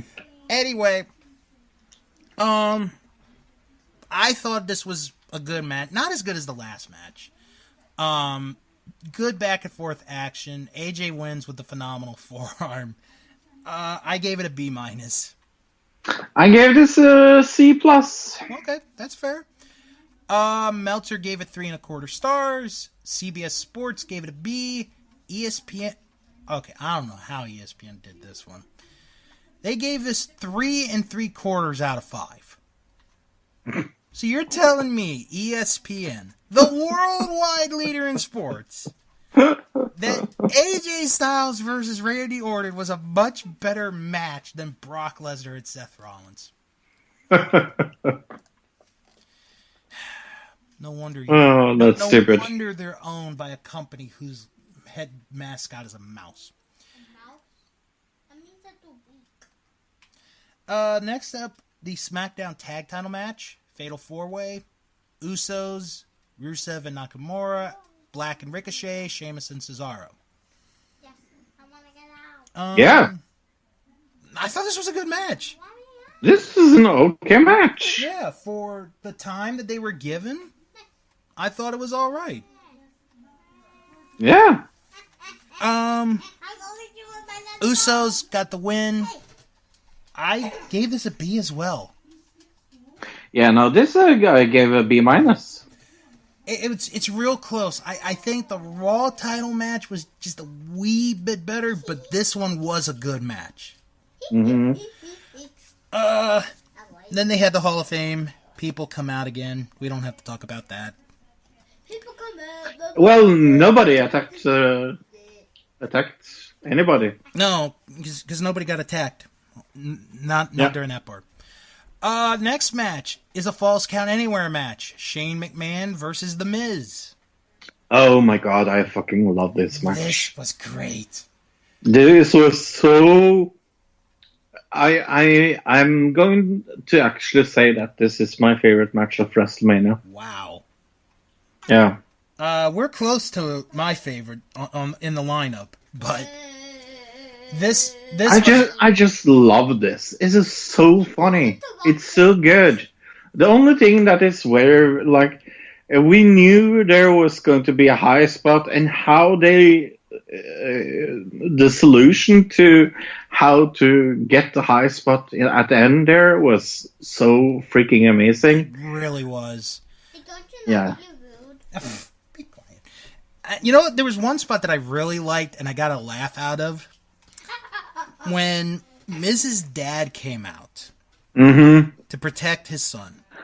It was so good. And he gets in the ring. And he puts his fists up. And Shane's like, no, hold on, let me help you with your fist. Yep. I thought that was so good. Oh, God bless you, sir. God bless you. So we get a fight all around the stadium, which I was really hoping for. It delivered. They fight on the production structure. The ending is really smart. Miz hits a superplex through part of, I guess, part of what's holding the structure. Would that be the right term here, Fro? Yeah, something like that, yeah. And as they go over, Shane's arm is on top of the Miz, and the referee counts 3, and Shane wins. Yeah. What a great way! What a great way to end the match. Hey, Bill, how come they won't let me out of this one? I gave this a B+. I gave this an A. Well, you're not going to like Meltzer's rating on this one. I just loved it.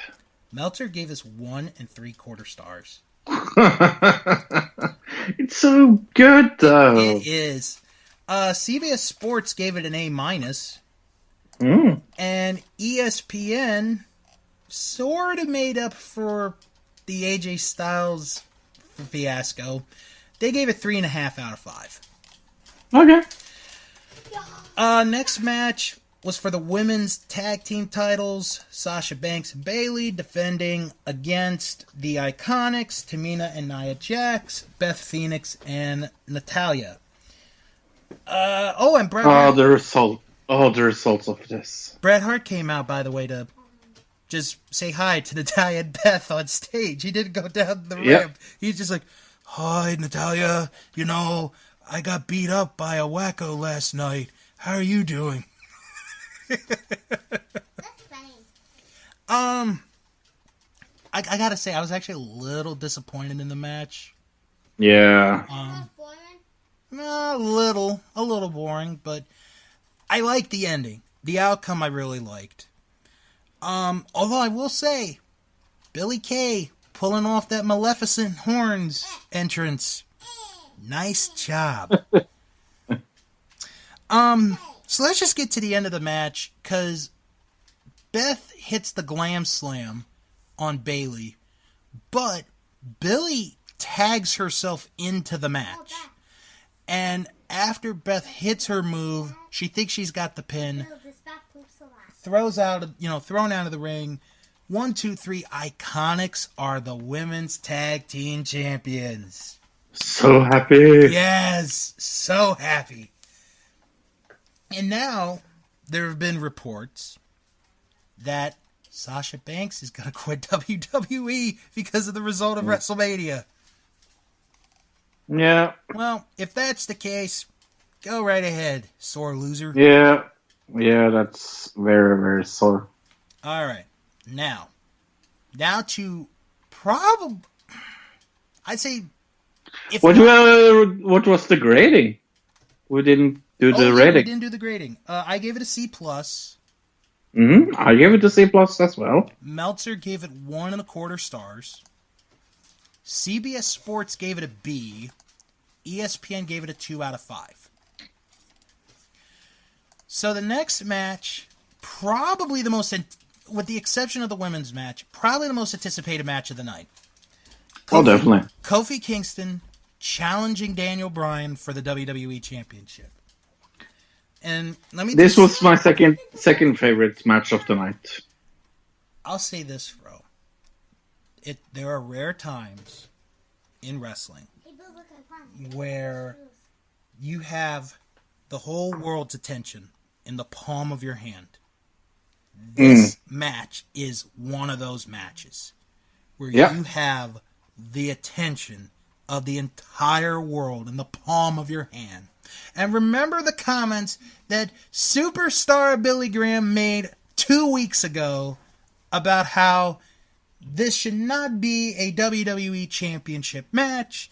Kofi's 140 plus pounds, blah, blah, blah. And I said, I hope they tear the house down. And you know what? And they did. Yep. They tore the freaking house down. Yeah. This was my match of the night.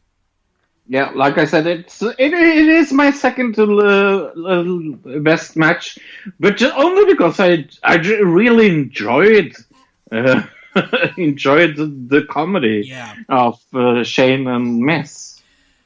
This just told a great story, lots of near falls, and Kofi, hitting the Trouble in Paradise, getting the win, the whole stadium. How long does it take for them to kill me?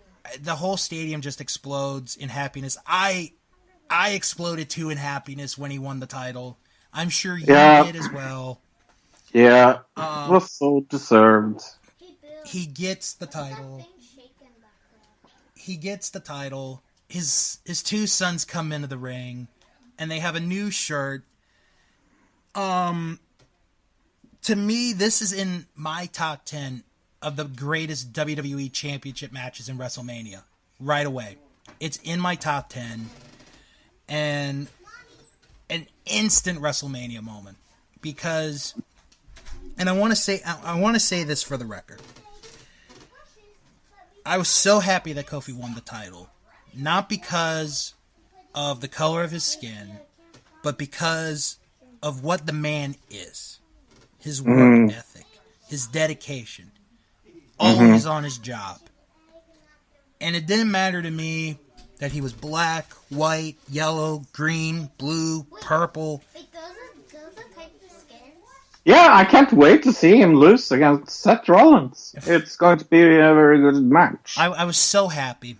I really was. I gave this an A-. I give this an A. Meltzer gave this 4.5 stars. Cool. CBS Sports gave it an A-. Oh, I see. And ESPN gave it 4.75 out of 5. Nice. So, Booker T comes out. Oh, well, real quick, the Weekend Update guys got checked out after the Battle Royal, but that didn't really matter. Booker T comes out for our next match on commentary. Rey Mysterio versus Samoa Joe. He was there for a very, very long time. He sure was. Yeah, because this is the longest WrestleMania match of the night. Now, this was my least favorite match of WrestleMania. Yeah, but I sort of felt bad because it got time taken away from it. Yeah. If it had been longer, I think it would have been really good. Maybe. Samoa Joe wins with the Coquita Clutch. Yeah, after 10 seconds. How long does it take for a cat to kill me? 10 seconds. Yeah, about 10 seconds. Hey, you're wrong, you know. Thank you. I gave this a D+. I did give it an F. Okay. Meltzer didn't give it any rating. Because Booker T was like, you guys had me out here this long? I thought it was going to be out longer. CBS Sports gave it a C-. ESPN gave it 3/4 out of 5. Wow. Then the next match was Roman Reigns against Drew McIntyre. Yeah, can we skip this match, please? Okay, because this would have been my least favorite match of the night. Actually, it is. The only reason the U.S. title match got a D+ was because of the time. This was my least favorite match. The crowd was not into it. Roman Reigns got the win, as we all expected he would. C-. A D+. Meltzer gave this 2 stars. CBS Sports gave it a C-, and ESPN gave it 2.25 out of 5. Hey, Fro, are you ready for some entertainment? Well, entertainment and entertainment. Because, I'm not sure if this is entertainment. Because, okay. Ladies and gentlemen, Elias. Boom, boom, boom, boom, boom, boom, boom, boom, boom, boom, boom, boom, boom. It was so good, though. Ladies and gentlemen, Elias. Ladies and gentlemen, Elias. Bang! So, we have Elias in the ring, and we have Elias playing with himself. With his instruments. Yeah, he was playing with himself on stage during WrestleMania. So, he does really good. I gotta be honest. He's taken this gimmick all the way, and it's so good. Yep. So he does a quick performance with the Eliases. And then he's about to do the greatest song in the history of WrestleMania. He's going to perform it. And then all of a sudden, we get a newsreel from the 1930s. And it's Babe Ruth. Babe Ruth. And he calls his shot, from the World Series. That's a story I'll tell you later, Fro, when you're interested in a baseball story. Oh yeah, I'm so interested in the baseball story. Well, not today. I'll tell you another day. Just remind me. Said nobody else. No way. And then, as the newsreel ends,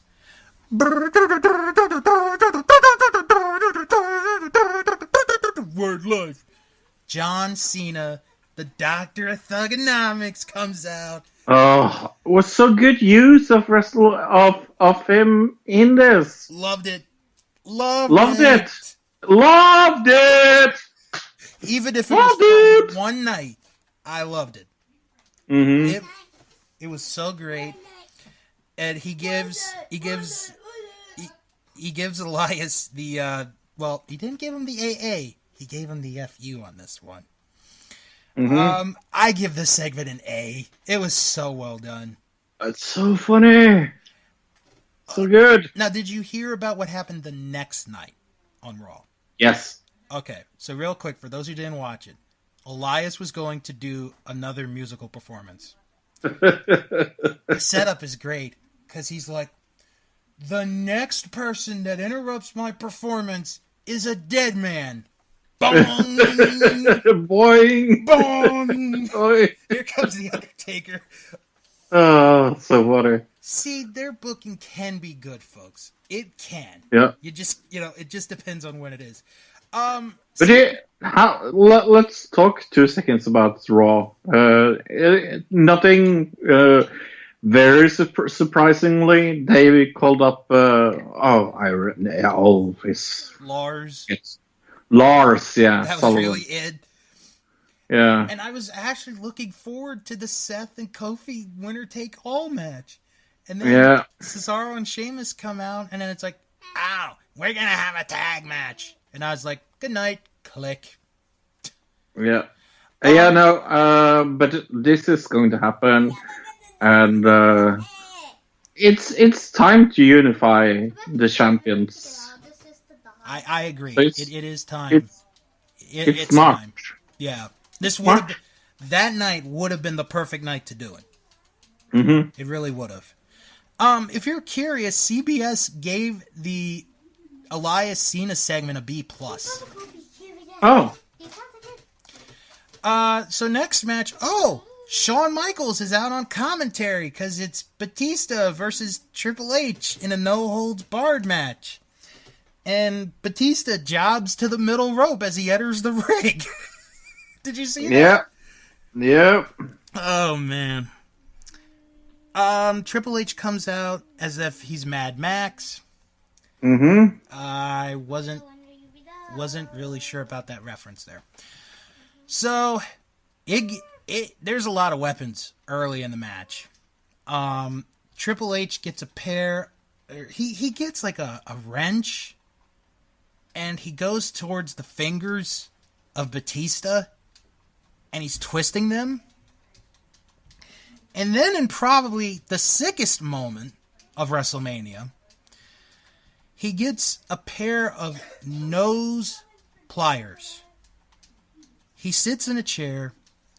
He grabs Batista's nose ring with these pliers, and he rips the nose ring out. Mm-hmm. How did you react to that, Fro? No. No? No. Because after that moment, the rest of the match is sort of a nosedive. Pardon the pun. Yeah. They beat up each other, and then we get this weird ending where Ric Flair comes out and he gives Triple H a sledgehammer and he hits Batista with it and wins. That's the match. The beginning of the match is what saves this for me. I gave it a B-.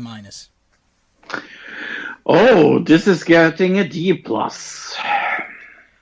Meltzer gave this 2 stars. CBS gave it a B+. ESPN gave it 2 3/4 out of 5. Okay.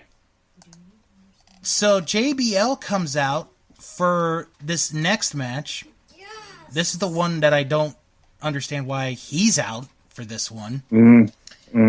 Kurt Angle versus Baron Corbin. Angle's last match. Yep. It's a match. It is a match, but it's not very good. Not really. And Baron Corbin wins with the end of days. Yeah. And, okay, here's what upset me. Not the outcome of the match. Not the result of the match. I was fine with that. I had said Baron was going to win this match. It's Michael Cole's reaction. He's like, there had to been some chicanery in there. This wasn't fair. He beat the man clean in the middle of the ring. What do you want? I don't know. Angle gets on the mic. Thanks, everyone. I gave it a C. Yeah, I gave it a C+. Meltzer gave this 1 star. Yeah, I can understand. CBS Sports gave it a D+. Corbin gave it 1 3, or Corbin. If Corbin gave it a rating, he'd give it 5 stars. ESPN gave it 1 3/4 out of 5. Next match, Finn Balor, the Demon, challenging Bobby Lashley for the Intercontinental title. What was up with Lashley and his eyes? Yeah, that's a very, very good question. This is a quick match. Balor wins with the coup de grace. Not the coup de grace, the coup de grace. Learn to say it right. C+. C+. Meltzer gave this 1.25 stars. CBS gave it a C. ESPN gave it a 2 out of 5. Wow. Then Alexa comes out. She tells us the attendance, which I have written down. It was 82,265 people. That was the announced attendance. If that's real or not, we don't know. Then we get a dance break. A break. R-Truth and Carmella come out and they do the dance break. Then we go into the main event. They do a video package. This is the big one. Charlotte, Becky, Ronda. Charlotte enters via helicopter. Ooh. Yeah. Why? I don't know, but it was pretty interesting. Yeah. So, Joan Jett and the Blackhearts, they play Bad Reputation as Ronda Rousey comes out to the ring. Then, I don't want to hear about Bad Reputation. And Charlotte comes out, and Becky comes out. So, it is a triple threat match, winner take all. Good match. This was a good main event. I thought... Look, it wasn't the greatest. Let me say that. It wasn't the greatest. But for what these three were going to put into, I thought it was good. I think the ending was very, very anticlimactic. Okay, well, I'll tell you about the ending in a minute, but you had chops. They were beating each other in the ring, out of the ring. You had some near falls. Then we get to the finish, which I'm glad Fro brought up. Charlotte goes through a table. She's out of the picture. Ronda tries to hit Piper's Pit on Becky Lynch. She hits it. Becky reverses it into a crucifix pin. 1, 2, Rousey's shoulder is up. 3, Becky Lynch wins both titles. Yeah. It felt very anticlimactic. The ending was surprising, but that was not supposed to be the ending. It was a botched ending. Really? What I read, the match was supposed to go a little bit longer, and the ending was going to be Becky and Charlotte, not Becky and Ronda. Oh, okay. So Becky wins. Why didn't it? Because the referee made a mistake in the count. Because what I read, the referees are told to make the pin as if it's a shoot. So he counted as if it was a shoot, and the 3 count happened. Now, Ronda Rousey ended up having a broken hand out of that match, so hopefully it'll get better. I gave it a B+. I give it a C-. Okay. Meltzer gave this 3 stars. CBS Sports gave it a B+. ESPN gave it 3 3/4 out of 5. Okay. And that is your WrestleMania. Yeah, a better WrestleMania than last year's. Oh, I'd say better than the last 3. Yeah. To be honest with you. Yeah. But all in all, I give it a B. All right, that's a fair grade, because that was going to be my question. What would you rate WrestleMania? We also had the option of no grade, didn't watch it. Most people gave it a C.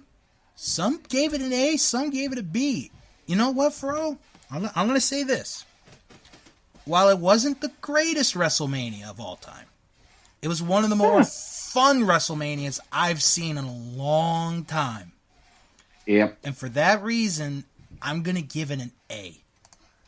Okay. Favorite match from WrestleMania? Pretty much everybody said Daniel and Kofi. One person said Buddy and Tony Nese. Yep.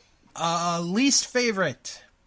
Most people went with Samoa Joe and Rey Mysterio, which I can understand for time purposes. Yeah. Then Roman and Drew, Kurt and Baron, the Raw tag title match. AJ and Randy, and Batista and Triple H. You know what? I know I gave the U.S. title match the low grade, but Reigns and Drew was the worst match, I thought. So I'm going to give my vote to that. Well, folks, we pretty much summed up everything in just about I 2 hope- hours. I hope we did, yeah. Yeah.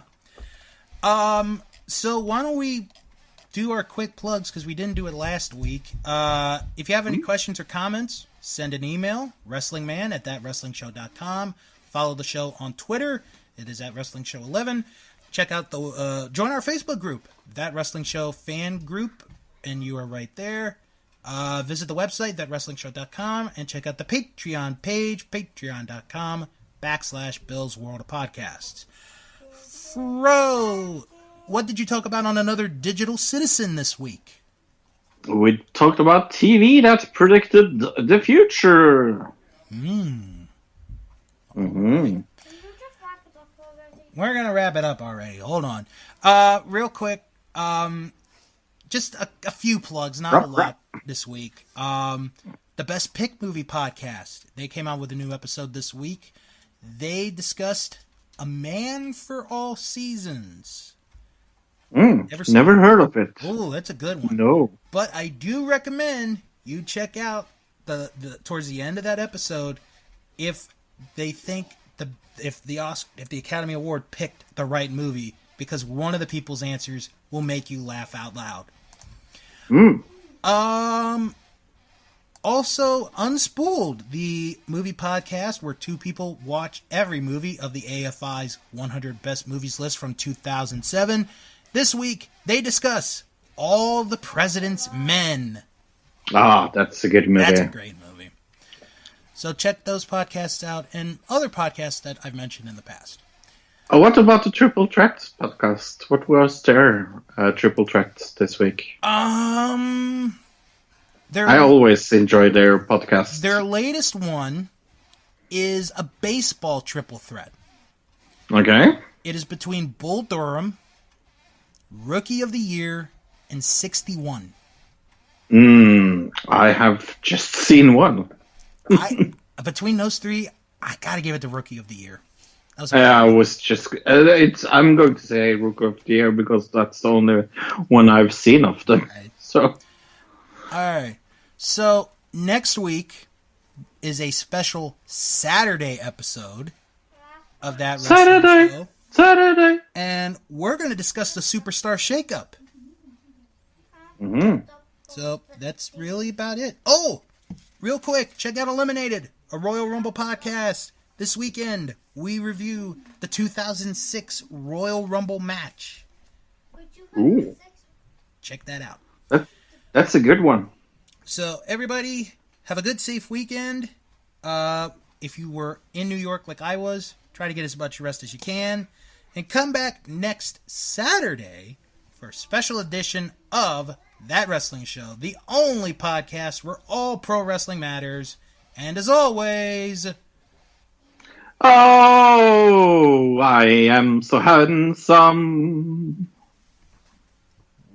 Wrestle on? Oh. Wrestle on. Hey folks, this show is not over yet because we're going to go into round 2 of WrestleMania Thoughts, but not mine or Fro's, but of a different guest. Steve Miller is back with us. Hey Steve. Hey, how's it going, man? Going good, going good. So Steve wanted to join us to discuss WrestleMania. Unfortunately, due to where Fro lives, Fro cannot do this, so you're just gonna have to settle everyone for just me and Steve. So, and you can always talk to Fro at a later date about this too, if he wants. Oh yeah. So, you admitted before we started that you did not see any of the pre-show, which is okay. You know, I mean, it was a 2-hour pre-show. I mean, what are you going to do with 2 hours? So why don't we just jump right into the show? Just jump right into it. Sure. Yeah. Yeah, I actually wanted to give my thoughts on this, mainly because this was the first WrestleMania that I actually enjoyed for the most part. We didn't have the normal... it was kind of different this year, you know? Yeah. So, Well, Alexa Bliss came out to start, and then we had Hulk Hogan come out. And then Paul Heyman comes out. To everyone's surprise, Hulk Hogan's like, forget him, brother. And Paul Heyman cuts a promo saying, well, since my client is not in the main event, we're just going to open the show with him. And that leads us to the opening match. Brock and Seth for the Universal title. I thought that was kind of amusing because we all know how Brock is with this business, and I thought it was a good match. I think Hogan was kind of caught off guard because from what I read online, that was something that he was not aware of. Yeah. But anyway, 8-hour show. Brock's not the main event. Either way, he gets paid. But personally, if I was in his shoes, I wouldn't have wanted to wait 8 hours for nothing. No. Especially if you're going to the West Coast the next day. Yeah, exactly. But that was actually a shorter match than I thought it was going to be. Mm-hmm.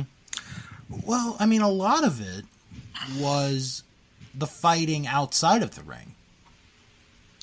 Yeah, it got to a point where I was starting to wonder if Rollins was going to get any offense at all. Mm-hmm. Because you know how they are with Brock. Oh, you got to make him look as strong as possible. Yeah. Let's see here. But personally, I don't know about you, but I was getting tired of Brock's title reign and run. And this is coming from a guy who used to love Lesnar and Suplex City. But after how many years of just, this is almost never ended. Yeah. You know what I mean? It is. Good for him for negotiating a deal that works for him. Good for him, for being the highest paid guy in the company besides Cena and hardly ever showing up. Mm-hmm. But finally, Rollins. I'm a big fan of Rollins. I don't know about you, but I like Rollins a lot. Yeah. So I marked out when he won because I know how WWE is, and I really thought, it's like, they're going to make Lesnar win again. Yeah, 'cause I really thought after that last Raw before WrestleMania, I was like, oh shit, they're going to have Brock win this. Which I really thought, because normally, whoever has the quote-unquote upper hand by the time of that pay-per-view, they lose. But right here in this case, it didn't happen, and Seth wins the title. I enjoyed this. I really enjoyed this opening match. Absolutely. I just wish it was a little bit longer, but to my knowledge, Lesnar and Rollins was the one that's injured, right? Or something happened where he's kind of hurt. So that may have been the reason why it was so short. Maybe. I'm not really sure. But I do know, I don't know if you read this. You probably did. We discussed it earlier, Fro and I. This match was originally supposed to be the next to the last match. Before the women's title match. And it was during the pre-show that they made the decision to move this to the first match. Really? Mm-hmm. I did not read that. Because the rest of the card went in the order that it did. It was just that one change. So, is there any reason reported on why that happened?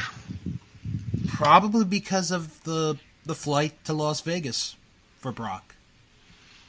Oh, he really did go to Las Vegas? Mm-hmm. Which actually ended up being good because there was a traffic nightmare after the show. Yeah, I read about that. Apparently, they didn't notify the New Jersey transit system that the show was going to last past 12:30. Mm-hmm.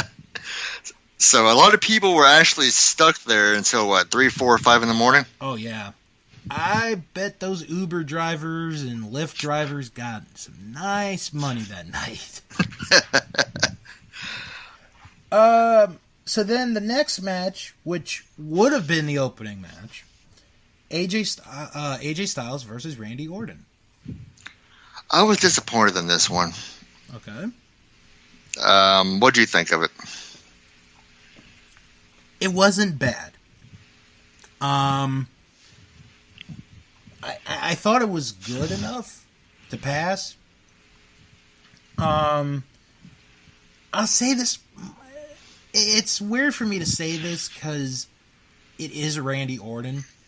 This was, in a weird way, one of his better matches of the last several years. Not saying it was, the best match of the show, which it wasn't, but it was a good match. And when you have someone like AJ Styles who's gonna bring it every single time, you better bring your best game. Orton, compared to, I would agree with you on that. His history, he has developed a strong reputation that anyone has but aware of his history. He half-asses everything unless he's genuinely interested in it. Mm-hmm. And it always shows. Yeah. Personally, I can't stand him. Right. I love AJ Styles, so I was ecstatic AJ won. Yeah. Mm-hmm. But that match, I was expecting a lot more, But did you read what happened with the production system in the audience? I did. It was weird because it was like some light went up or something, and the fans couldn't see during the like if you were there, you could not see. Right. And I read that there have been some fans that were asking for refunds, and WWE's like, no, we're not giving it to you. You stayed the whole show. We're not giving it to you. They apparently even started some major chants, basically saying turn the lights off, but they refused to do it. Right. And Orton went on Instagram and even apologized for it. And he posted a picture of what it looked like. And yeah, those fans were completely blinded. You could not see the match at all the whole time. Wow, the fact Randy Orton actually apologized for something. You can criticize his in-ring performances, but after all these years, for him to do that, it kind of shows, I guess, how much he matured. Mm-hmm. Because he was a complete prick for a long time. Oh God, yeah. Yeah. But AJ Styles did win, and to me, that's all that really mattered. I was not even happy that AJ Styles was going to wrestle Orton in the first place. Yeah. He should have been in maybe the Kofi Kingston match, but that wouldn't have made sense, Hey, but at least Randy Orton did a main event. Thank Christ. I apologize if that offends anybody, but he won the Royal Rumble and he main evented WrestleMania not too long ago, And he had the worst match ever with Bray Wyatt, right? Now, okay, there's the weird thing. This is going to come off weird. But I actually enjoyed that match. But only I guess part of it was because of the visuals. Really? Mm-hmm. I didn't think it was that bad of a match. But I haven't seen it in 2 years. So if I watch it again, maybe my opinion will change. Maybe. No, I'm not really sure. Then we had the SmackDown tag titles. They were a fatal 4-way. It was the Usos, Cesaro and Sheamus, Rusev, Shinsuke Nakamura, Aleister Black, Ricochet. I don't remember too much about this match, but I do not like the Usos. Mm-hmm. I was rooting for Rusev and Shinsuke. Yeah. I thought they would win. I do there's a term called a confidence league where, let's say, like, okay, we were doing a pay-per-view and there's 7 matches. The match that you feel the most confident about of who's going to win, you put 7 points on. And then it keeps going lower and lower until you got all of them. I don't remember how many points I put on this one, but I thought Rusev and Shinsuke would win it. Me too. I was hoping so. Yeah. Was that a good match? Because I don't really remember much about it. I thought it was. Yeah. I mean, I think it was better than it had every right to be. for it to be put together within 5 days, I thought it was better than it should have been. Then we had Miz and Shane McMahon, Falls Count Anywhere. I have mixed feelings about this match because I remember quite a bit about it. Okay. It went on too damn long. But that was mainly because, and I know this is going to be an unpopular opinion, I was looking forward to seeing Batista, and this match would not, went on a bit too long for my taste. Right. But they kicked each other's ass. They did. The Shane has the worst punches I have ever seen. And that's even, that's complimenting JR because we've seen him in the ring, they really beat the crap out of each other, and it came off looking good. It did, but you could tell that Shane was completely exhausted, 7 or 8 minutes into the match. But he persevered, and Mm-hmm. I thought the final, the ending, I was hoping Miz would win. Right. What about you? Who'd you hope would win? I thought Miz would win it. Who'd you hope would win? Ooh. Who were you rooting for?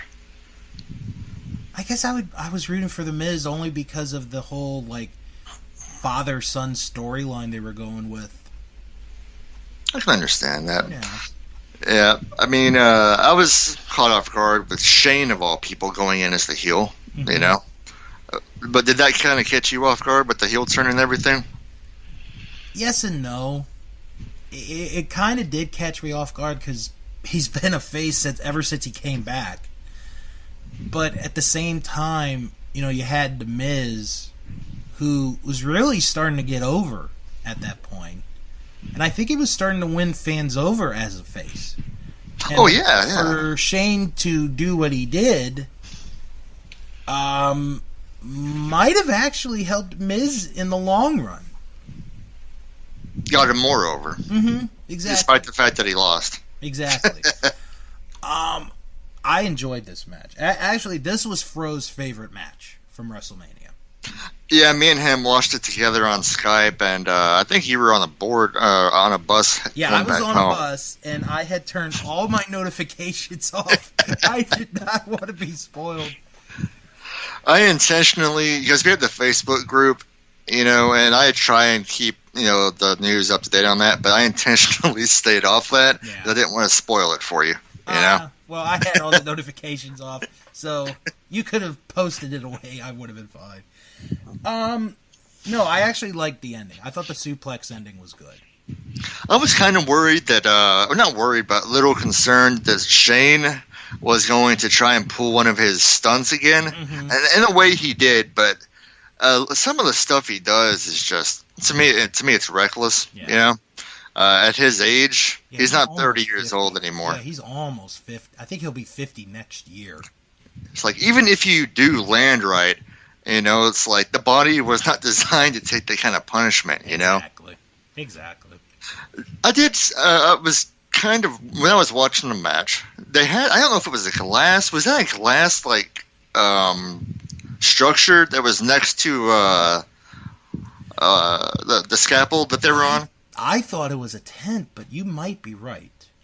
I don't know. I couldn't tell, but I was wondering if it's glass, are they going to try and throw Shane through it or something? That would have been kind of interesting. It would have. But anyway, didn't go that way, fortunately. Then we had next the women's tag title match: Sasha and Bayley, Nia, Tamina, the Iconics, Beth and Natalya. I had kind of mixed kind of feelings about this match because it was a decent match. Mm-hmm. I'm not a fan of Nia or Tamina. Mm-hmm. And I personally have never been a fan of either Bayley or Sasha. I know they are incredibly popular, mm-hmm. but their characters, and I guess with Bayley, it's kind of weird because she's supposed to be the female Cena. Right. But I was actually rooting for the Iconics, and I'm glad they won, even though apparently it pissed Bailey and Sasha off to the point where they almost quit. Oh my god! Yeah, I actually was rooting for the Iconics to win. All right, there we go. And because I was like, okay, I understand, Sasha and Bailey being the first. I'm fine with that. I understand it. But if you want the titles to become more, you have to put it on the Iconics. You really do. And I'm glad you brought up the Sasha thing. Because I've started to read Bailey was starting to be like that, but it was more Sasha than anyone. I'm disappointed in her because if she's this way because of we've worked so hard to get this women's revolution going and get all this, okay, I'm fine with that. I understand where you're coming from. But to be like that at WrestleMania, I'm sorry. That to me, that's not professional. Was it verified that actually happened? Because I read the reports, and it's like... Now, I read a report, because this segment, folks, this is being recorded after you've heard most of the show. It even got to the point, Steve, and this is what I read earlier today, that Sasha and Bailey had a public protest outside of their hotel room about this loss. I read about that too. I mean, Are you kidding me? I hope it's not true. But then you have two reporters that are saying that it happened. Right. One of them was Ryan Satin. I do know that. Is he legit? Is he credible? I've heard mixed reviews about him, so I can't say that he is or isn't, so... But it's a bit disappointing that they're acting this way. If it's true, if it's true, exactly. Yeah, if I don't blame him for being upset, but I also... It's like... I don't like him anyway, so to me, they can, go work somewhere else, and I wouldn't think twice about it. Gotta take it with a little bit of grace. Yeah. And they've been pushed to the moon. I've read various reports over the years that Vince doesn't even like Sasha. I could see that because I think, honestly, Sasha comes off as her character. I think she lives the gimmick as this stuck-up, I'm better than you, and if you don't like it, I'm going to make you like it. Right. Yeah, I mean, I really don't know exactly what she's like, but, I've read some other stuff where apparently she's well-respected in the locker room. Although best thing Sasha has done this week is not go on the Wendy Williams show. That's the best thing she's done this week. Yeah, but that match was really good, and I think the right people won it. I would have been so, I don't want to say pissed off, but annoyed if Nia and Tamina, of all people, won it. Mm-hmm. Yeah. Then we had the WWE title match, Daniel Bryan and Kofi Kingston. What'd you think of this match? Loved it. Yeah? Loved the storytelling. Just loved everything about this match. This had the best story of the whole pay-per-view. Oh, absolutely. The crowd was into it big time. It's like I said to Fro. There are certain matches throughout history that when it happens, you got the entire attention of the world in the palm of your hand. This was one of them. For so many reasons. Just, the historic factor, the whole story itself getting there is really good. Yep, they got a lot of people talking. There was a lot of firsts for that. Mm-hmm. It was a great match, too. I personally was rooting for Daniel Bryan. Right. But I can understand why Kofi won, and I am not complaining about that, you know? Mm-hmm. I think Daniel was a brilliant heel. Oh, gosh. So good. He was a great champion. He really was. He did something for that title that probably has not been seen in a while from a heel point of view, which is, you make the champion despised because of his actions and what he says. Because there've been some heels where it's like, oh, cool, he's the champ. And then when Daniel had this run, during it, it's like, oh, this guy's a douchebag. He really brought a lot of the old school aspects of being a heel back into the play. Yes. Which not many people do. Like, to me, Triple H was one of the best heels of all time. Mm-hmm. You know, and Daniel kind of had that same dimension with his character, you know? And to me, he's actually a far better heel than he is face. Yeah. Which is ironic considering the history, you know? Oh yeah. I see your point. So after the celebration, we get Samoa Joe and Rey Mysterio. This got cut down due to time reasons, which is a bit disappointing because I think had they had the match that they would have had, this would have been a very good match. You know, I think this is one of the matches where I didn't realize it was going to be so short. So I went out, I got up and got some food and came back and it was over. You know? Go ahead. But I'm glad Samoa Joe won. Yeah. Booker T's reaction was hilarious. He's like, "This is how long you got me here? Come on." Because they had like a rotation of people throughout the night. Right. Booker's was just the best. He's like, "You gotta be kidding me." Oh, and by the way, I applaud Booker T standing up to that douchebag superstar Billy Graham for his comments suggesting to Kofi that he should take steroids. Thank you, Booker. Thank you. You know, I knew about the Billy Graham thing. That's his name, right? Yeah.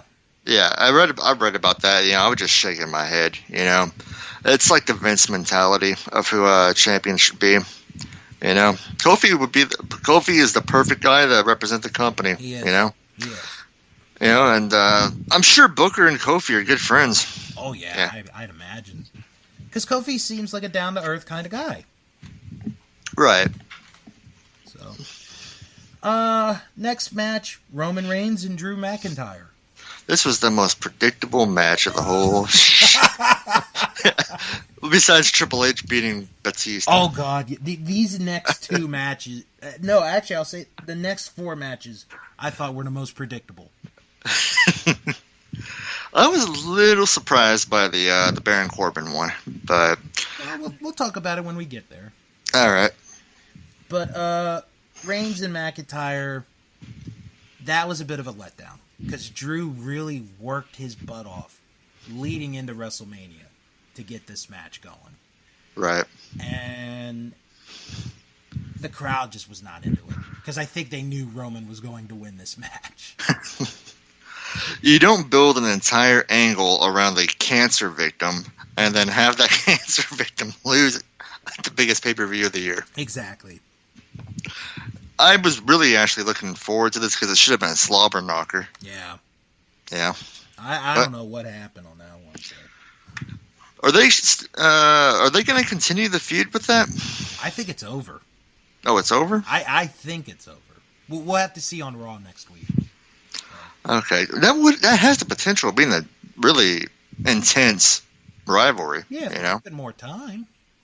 Yeah, I love Drew McIntyre. Oh yeah. My gosh, he's come a long way from that first run about 10 years ago in WWE. Long way. Right. Then we had the no holds barred match, Triple H and Batista. This was the one match I was most looking forward to. And I really wish they wouldn't have added that stupid stipulation, because that kind of Oh my God, yes. that made it so damn obvious. Yeah, Triple H is going to retire, right? This was the match where I had the most confidence points on. This was the one right here. If you were going to bet money on any match in this pay-per-view, this was the one to do it. Oh, yeah. Oh, yeah.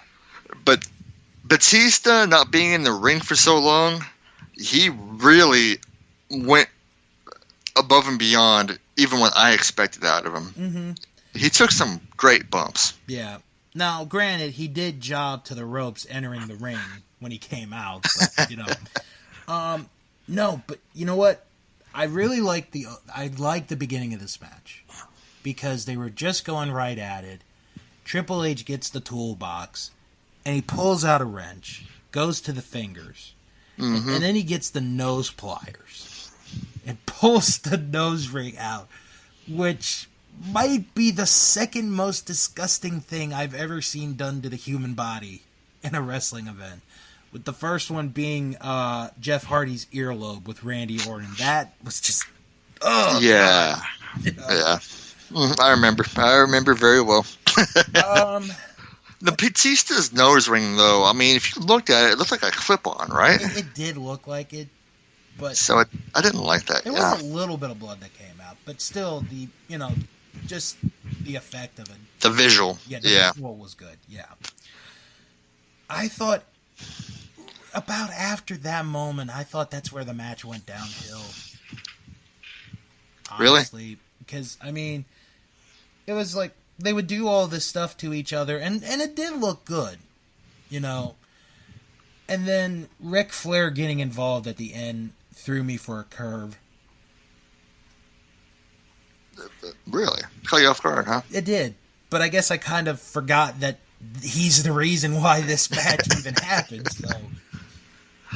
I kind of was hoping that, even if he did get involved, Batista would still win, But didn't Batista go through one of the chair, not the chair, but the announce tables? Yeah. And then they used the steel stairs, the steps. Yep. So that was.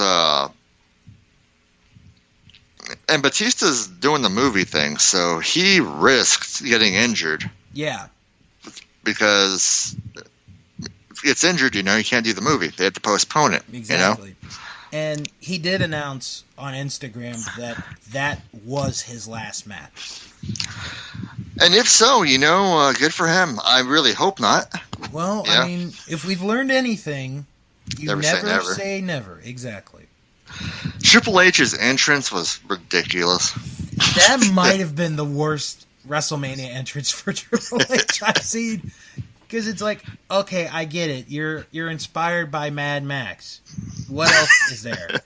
Oh, you're riding on the back of a bike. Woo! At least Batista's made sense. Right. Batista tripping through the ropes even, kind of cracked me up. I felt bad for her, but I did laugh. Everyone did. I think even he was. Yeah. He just had to hide it. Because he has a hell of a sense of humor. He really does. Yeah. That's what I like about him. He has a good sense of humor. If you have ever listened to any of the interviews he did on podcasts and the radio, he has no problem making fun of himself. Yeah. So, well, Batista, thanks for everything if you ever listen to this podcast. Yep. And I'll make sure to see you in the next Avengers movie.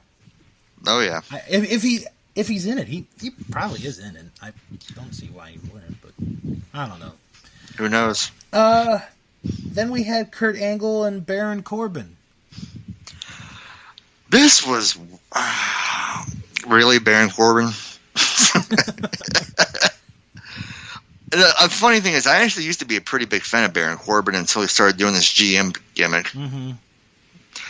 But I give Angle credit. The youngster won. Yeah. Went over the legend. Yep. If it had to happen, that's how it should have happened, exactly. in my opinion. Exactly. Yeah. But almost everyone wanted it to be Cena. Yeah. What'd you think of the match itself, though? I thought it was an average match. Yeah. To be honest. I agree with you. I think the right guy went over. The only complaint that I have is not the match itself. It's the commentary after the match, especially Michael Cole. Because he's like, this is shenanigans. There's no way he should have won this match. I'm like, he beat him clean in the ring. What did you want him to do? Get a pitchfork and stab the guy to death? Jesus. That may have been something Vince told him to say. Oh, man. Actually, you know what? If you don't mind backing up just a minute, because you did mention John Cena. What did you think about the Elias segment? It kind of caught me off guard. Because I kind of expected it to be Cena, but I didn't realize he'd come out doing the rapper thing. Mm-hmm. And for anyone who knows me knows that I can't stand Cena. Right. He's probably on the same level with Orton. You know what I mean? But even I thought that was hilarious. The whole rap thing. I marked out when I saw that. Yeah, I enjoyed it. It was even for me, it was funny as hell. Me and Fro were laughing our asses off. Yeah. What'd you think of it? I loved it. I thought that was actually, for a non-WrestleMania match, one of the better segments I think they've ever had. Because they don't really do those kind of segments at WrestleMania. It's very rare. And when they do it, it could go one of two ways. It could either be really good, or it could be really bad. This came off really good. Why do you think they went with the Thugonomics and not the Make-A-Wish guy? Well, part of it is probably because the fans have been wanting Dr. Thugonomics for so long. That's one thing. And probably the other one is, you have to have a music battle. And Make-A-Wish John Cena is not going to do that. But Word Life John Cena will do that. Do you think that they also didn't want Cena to get booed? Because New Jersey would have shit all over him if it had been the regular. Probably. Historically, Cena is not too popular in that part of the country. No, he's not. Yeah. But I enjoyed it. I think even the people that don't like John Cena enjoyed that bit. So I enjoyed it. Yeah, it was great, and really, he was on top for 10 years. Mm-hmm. I kind of wondered how different the WWE would have been if he had stayed Thugonomics Cena the whole time. Right. Yeah. But they're not going to risk the Golden Boy. Right. Plus, he's doing movies now, so it's nice to see him do this. Maybe we'll get it again in another 10, 15 years. Yeah, and it was refreshing not having him really a part of WrestleMania in a major way for me. Yeah. I mean, it was weird because no Cena, no Rock, no Undertaker. Like, this is the first WrestleMania in, I think somebody said 18 or 19 years. No Undertaker was involved. That one was really something I liked because I never been a fan of him for the most part. That evil dead man goth gimmick Western zombie. How many more prefixes could you put in? The only time I really enjoyed his character was between, I'd say, 2000 and 2003, because he actually had a personality. Now, but no Undertaker though. That is eventually you knew it was coming. Yeah, it had to come. But now let me ask you, what did you think about the next night on Raw with that bit and Elias saying the next person that interrupts my concert is a dead man, and you get the gong and it's like, oh shit. I didn't watch Raw, but I saw a couple of things on YouTube, and I did see him. He tried to attack Taker and everything. Yeah. I was surprised that he did that he showed up on Raw in the first place. Right. Yeah, I didn't expect that. Uh, Elias can't get a break, can he? And he's so good. He's so talented.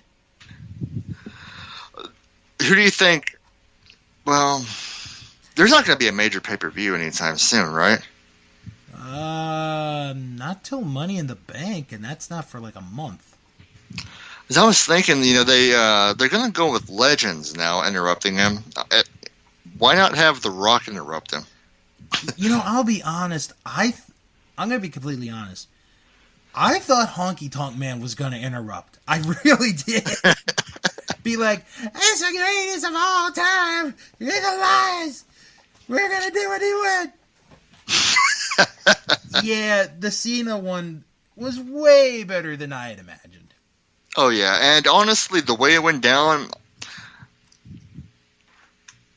even if it was Steve Austin or The Undertaker or The Rock, I really think with Cena and his personality, not even the other guys would have been able to do it as well. Exactly.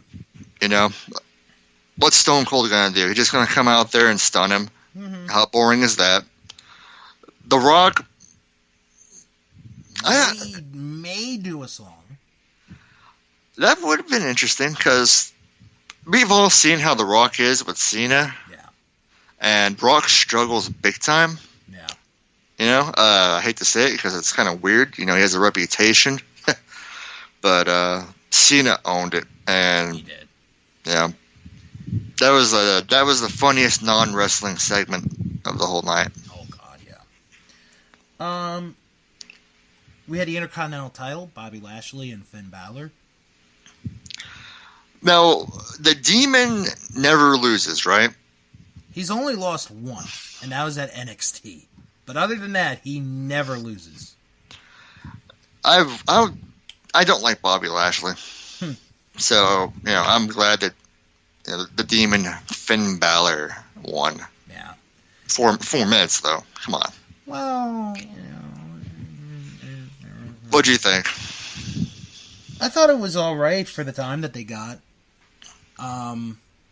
Plus, you're getting towards the end of the show. You know what's going to come soon, but at least they didn't completely waste it and make it a squash match. So, True. I'm happy for that. So, plus we get to see the Demon like once a year. So,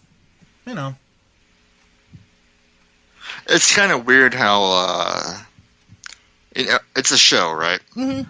But putting on body paint suddenly makes him a superpower. Yeah. Then the main event, the women's title match. This one was. Well, what do you think? I mean, how'd you like it? I enjoyed it. Not the best main event, but for what they were able to do, I enjoyed it. I thought it was decent. I thought it was good. I agree with you. The right person won it. Exactly. And even though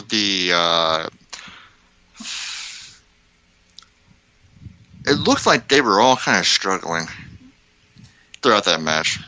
They weren't like at their best. Part of it might have been because of the fact that it was the main event. Nerves, yeah, absolutely. Absolutely. Because we've all seen Charlotte and Becky, when they are kind of in their moment and they own it, Yeah. But one part of the match was when they did the power bomb to Ronda, I think 3 times. Mm-hmm. And it looked like they can barely even lift her. Yeah. And they were both doing it. Mm-hmm. I was like, are they hurt or injured? Right. Yeah. And then the ending, that was the sloppiest. What was it? What was it called? That move? Piper's Pit. What? And then went into a crucifix pit. Oh yeah, that was the sloppiest I've ever seen it. Well, I mean, it ended up being reported that it was a botched ending. I heard the referee got in trouble for that. Yeah, he only got fined. So what happened? I mean, Did Ronda get injured or Flair get hurt? I know Ronda did have her right hand was broken during the match. But, Good timing. But that wasn't why the ending was as weird as it was, because Ronda had, well, as you saw, Ronda had her shoulder up, but the referee is told to, when you're going for the pin, you count it as if it's a shoot. So he makes the count, and I guess there was miscommunication somewhere, and, I'm not going to blame it entirely on the ref. I mean, you could maybe do part of it, but I think if you blame it you could blame it also on the wrestlers as well, because they should have known. They got to remember. But it is the heat of the moment, and I'm not going to bash them for it. Okay, so that was not actually supposed to be the end. Ronda was supposed to kick out of that? Mm-hmm. Okay. But the ref counted 3 anyway. Yep. Okay. So that, 21-minute match, Yeah. I wonder what the actual ending was supposed to be.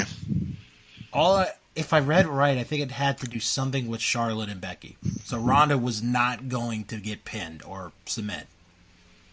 They wanted Ronda to look strong. Mm-hmm. And I thought she did. Yeah. It's just, you had a weird 1 in a million kind of ending.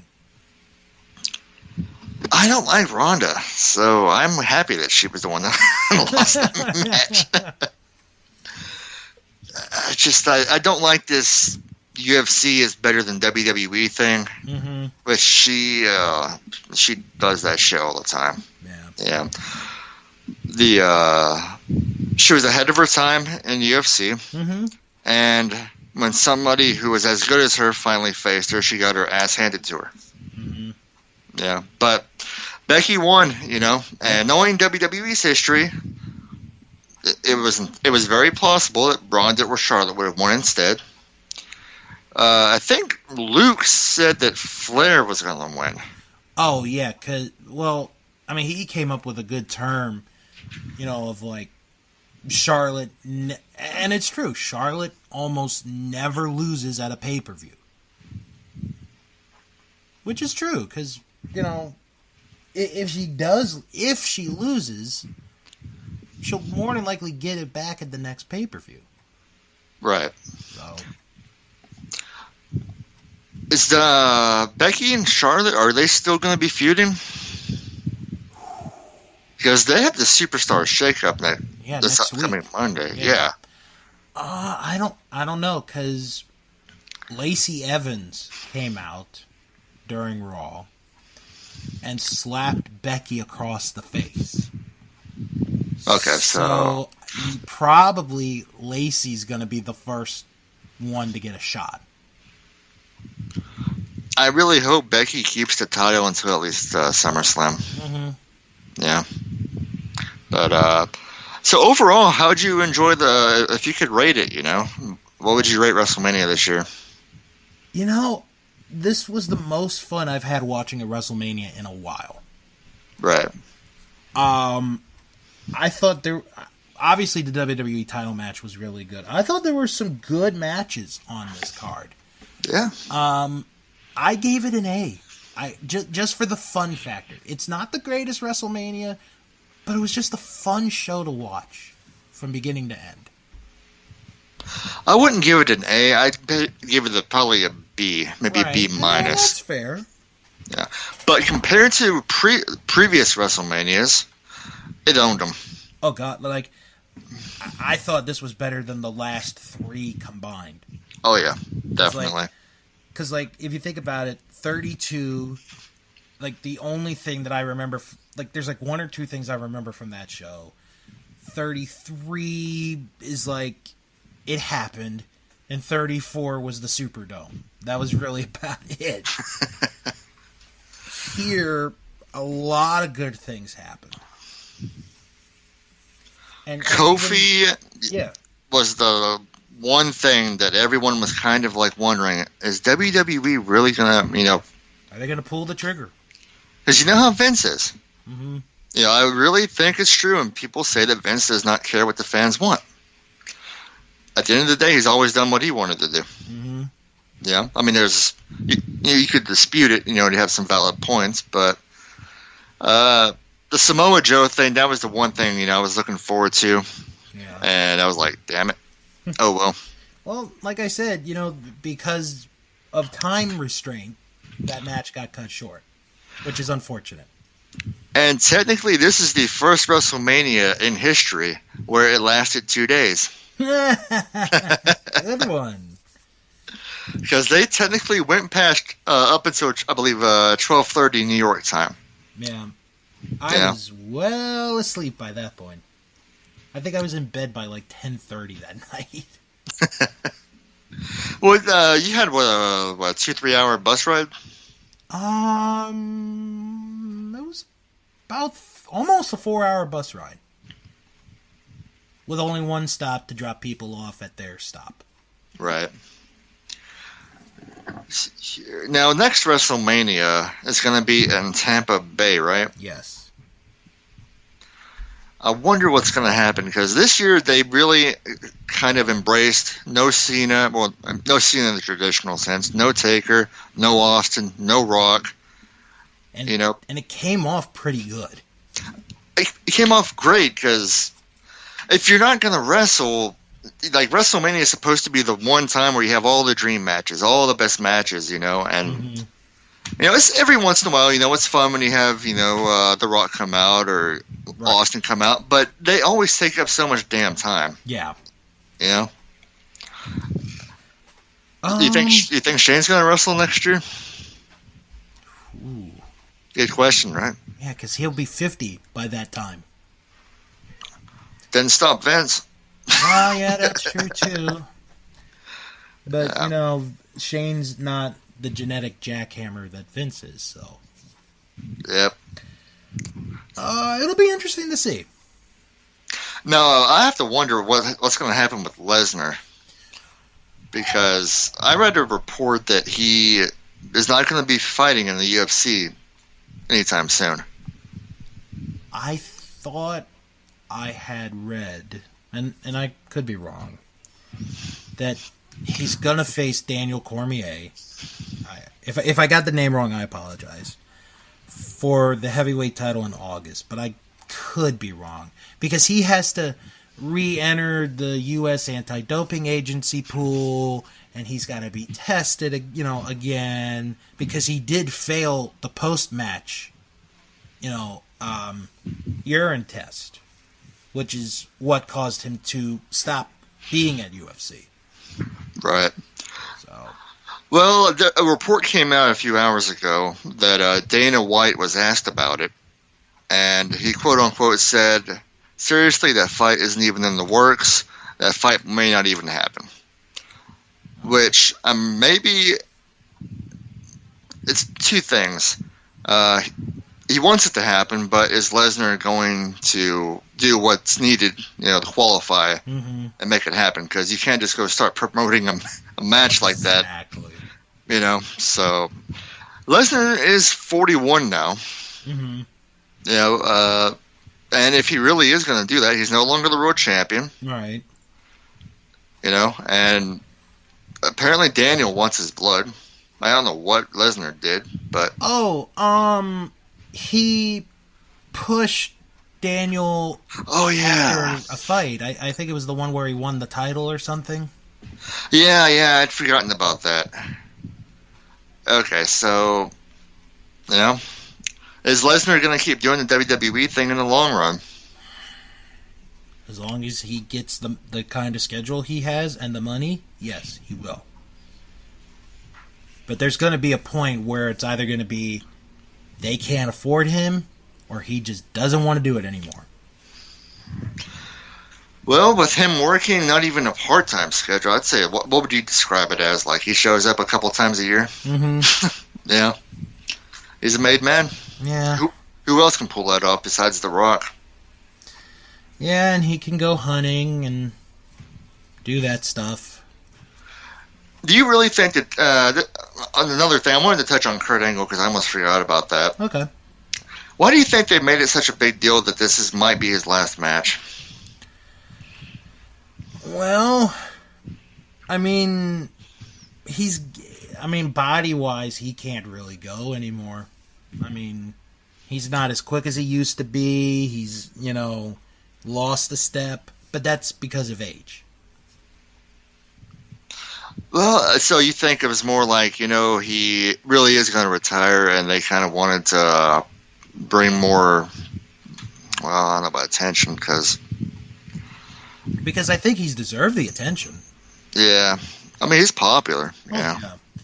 My only concern, and somebody said this on another podcast a few weeks ago, was like, oh, maybe he's going to go to AEW. No.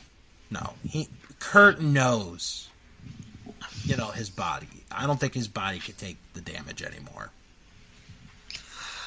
He could go to AEW in a non-wrestling capacity. Yeah, if he did it that way, I'd be fine with it. He was with the WWE when they were at the height of their creative. Well, this is obviously subjective. Some people didn't like that era of wrestling. There was a lot of shit in it. But like Jim Ross, he was around, backstage with Vince and everyone when they were coming up with the most creative stuff. So who knows? Maybe he can contribute to them in that way and help the wrestlers. Like, for example, Kenny Omega, amazing in-ring wrestler, one of the best in the world. Mm-hmm. But he cannot cut a promo to save his life, in my opinion. All right. Yeah. Did you want to talk about the AEW? Well, you know what? They've been in the news lately because they're promoting a show in June. Fighter something, yeah, right? Fighter Fest. Am I? Yeah, I think that's it. Because the name is obviously making fun of the Fire Festival, which has become a big documentary on Netflix and Hulu as well. Never even heard of it, actually. Really? The Fire Festival is like... I would or at least check the movie out. I haven't seen the movie yet, but I haven't seen it, but I'm going to watch it at some point. So they've announced the 6-man main event for that show. It is going to be Pac, Pentagon Jr., and Rey Fenix against Kenny Omega and the Young Bucks.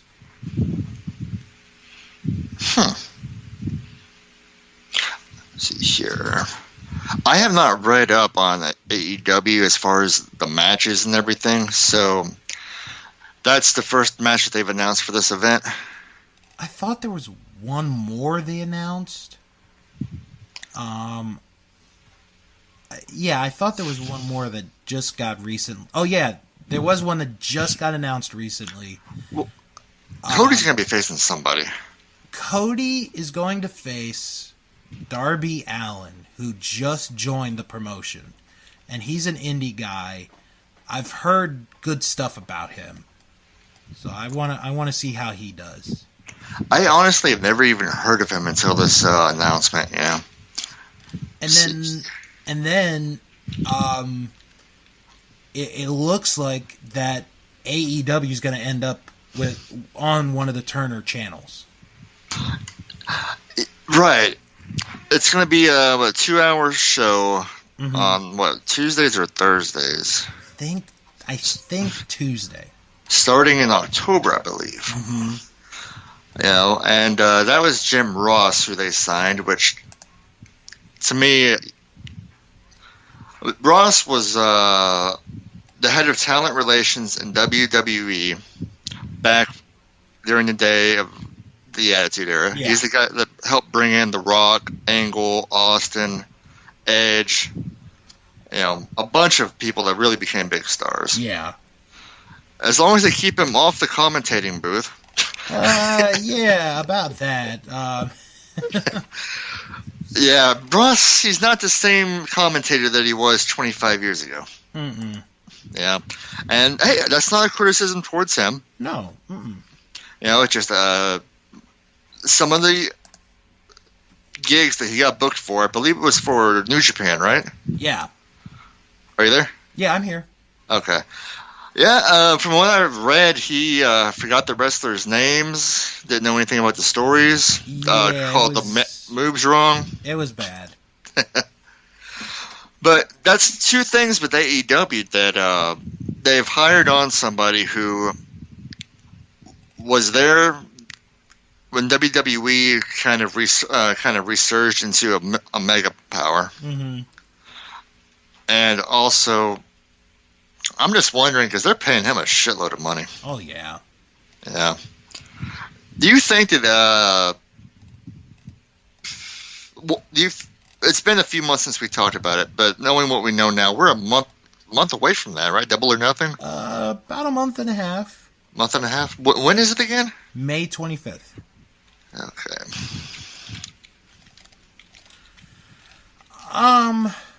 What do you think is going to happen, like, the first year or so? Well, I think the first year is going to be them getting their feet wet, because they're not going to be, the number 2 right away. I think it's going to take time. But once they are able to develop the wrestlers and able to put on quality shows and have talent that can work, I think we're going to get something special, but it's going to take them a while. And I hope, honestly, Steve, I hope that's the thing everybody just remembers, because they're not going to be, they're not going to be a big hit overnight. It's going to take time. That's one of the things I'm kind of concerned about, is because we all know, or most of us anyway, you should see the people on Reddit. It's a brand new company. They're backed by a very wealthy family. Mm-hmm. But if they don't get the ratings, Turner's going to cancel their ass, aren't they? Isn't he? I don't know.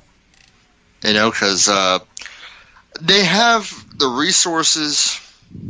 They hired qualified people that have the experience, but that doesn't guarantee success. Exactly. They may still honestly produce one of the most boring and crappiest shows ever. Mm-hmm. And it's possible. They have not had one event. I know you had All In, but that technically wasn't AEW. Right.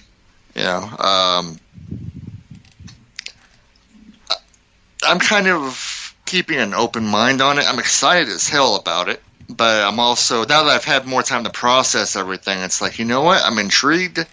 I'm hopeful. I'm curious. I think they're making interesting decisions. Yeah. But apparently, Tony and Shahid, they own the Jacksonville Jaguars and some British soccer team, right? Yeah. But from what I've read, those franchises have been performing terribly. Wow. The Jaguars, I don't know what season it was, but I read that they lost almost every match, or every match of the season. Well, not the season we just had, but the one before that. They were one game away from the Super Bowl. Okay, so I need to double check the reports I read then. Yeah. Yeah. But yeah, well, it'll be interesting to see what happens. So, all right. Why don't we wrap it up on here? Is there anywhere that our listeners can follow you if they want to?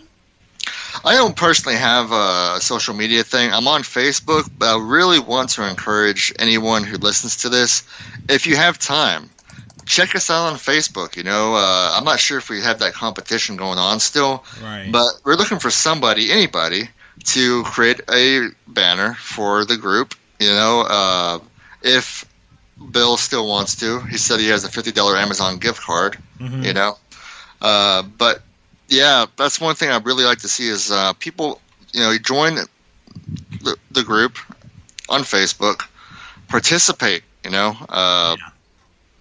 because I really appreciate all the activity everyone's already doing, but I want it to explode, be more fun, Absolutely.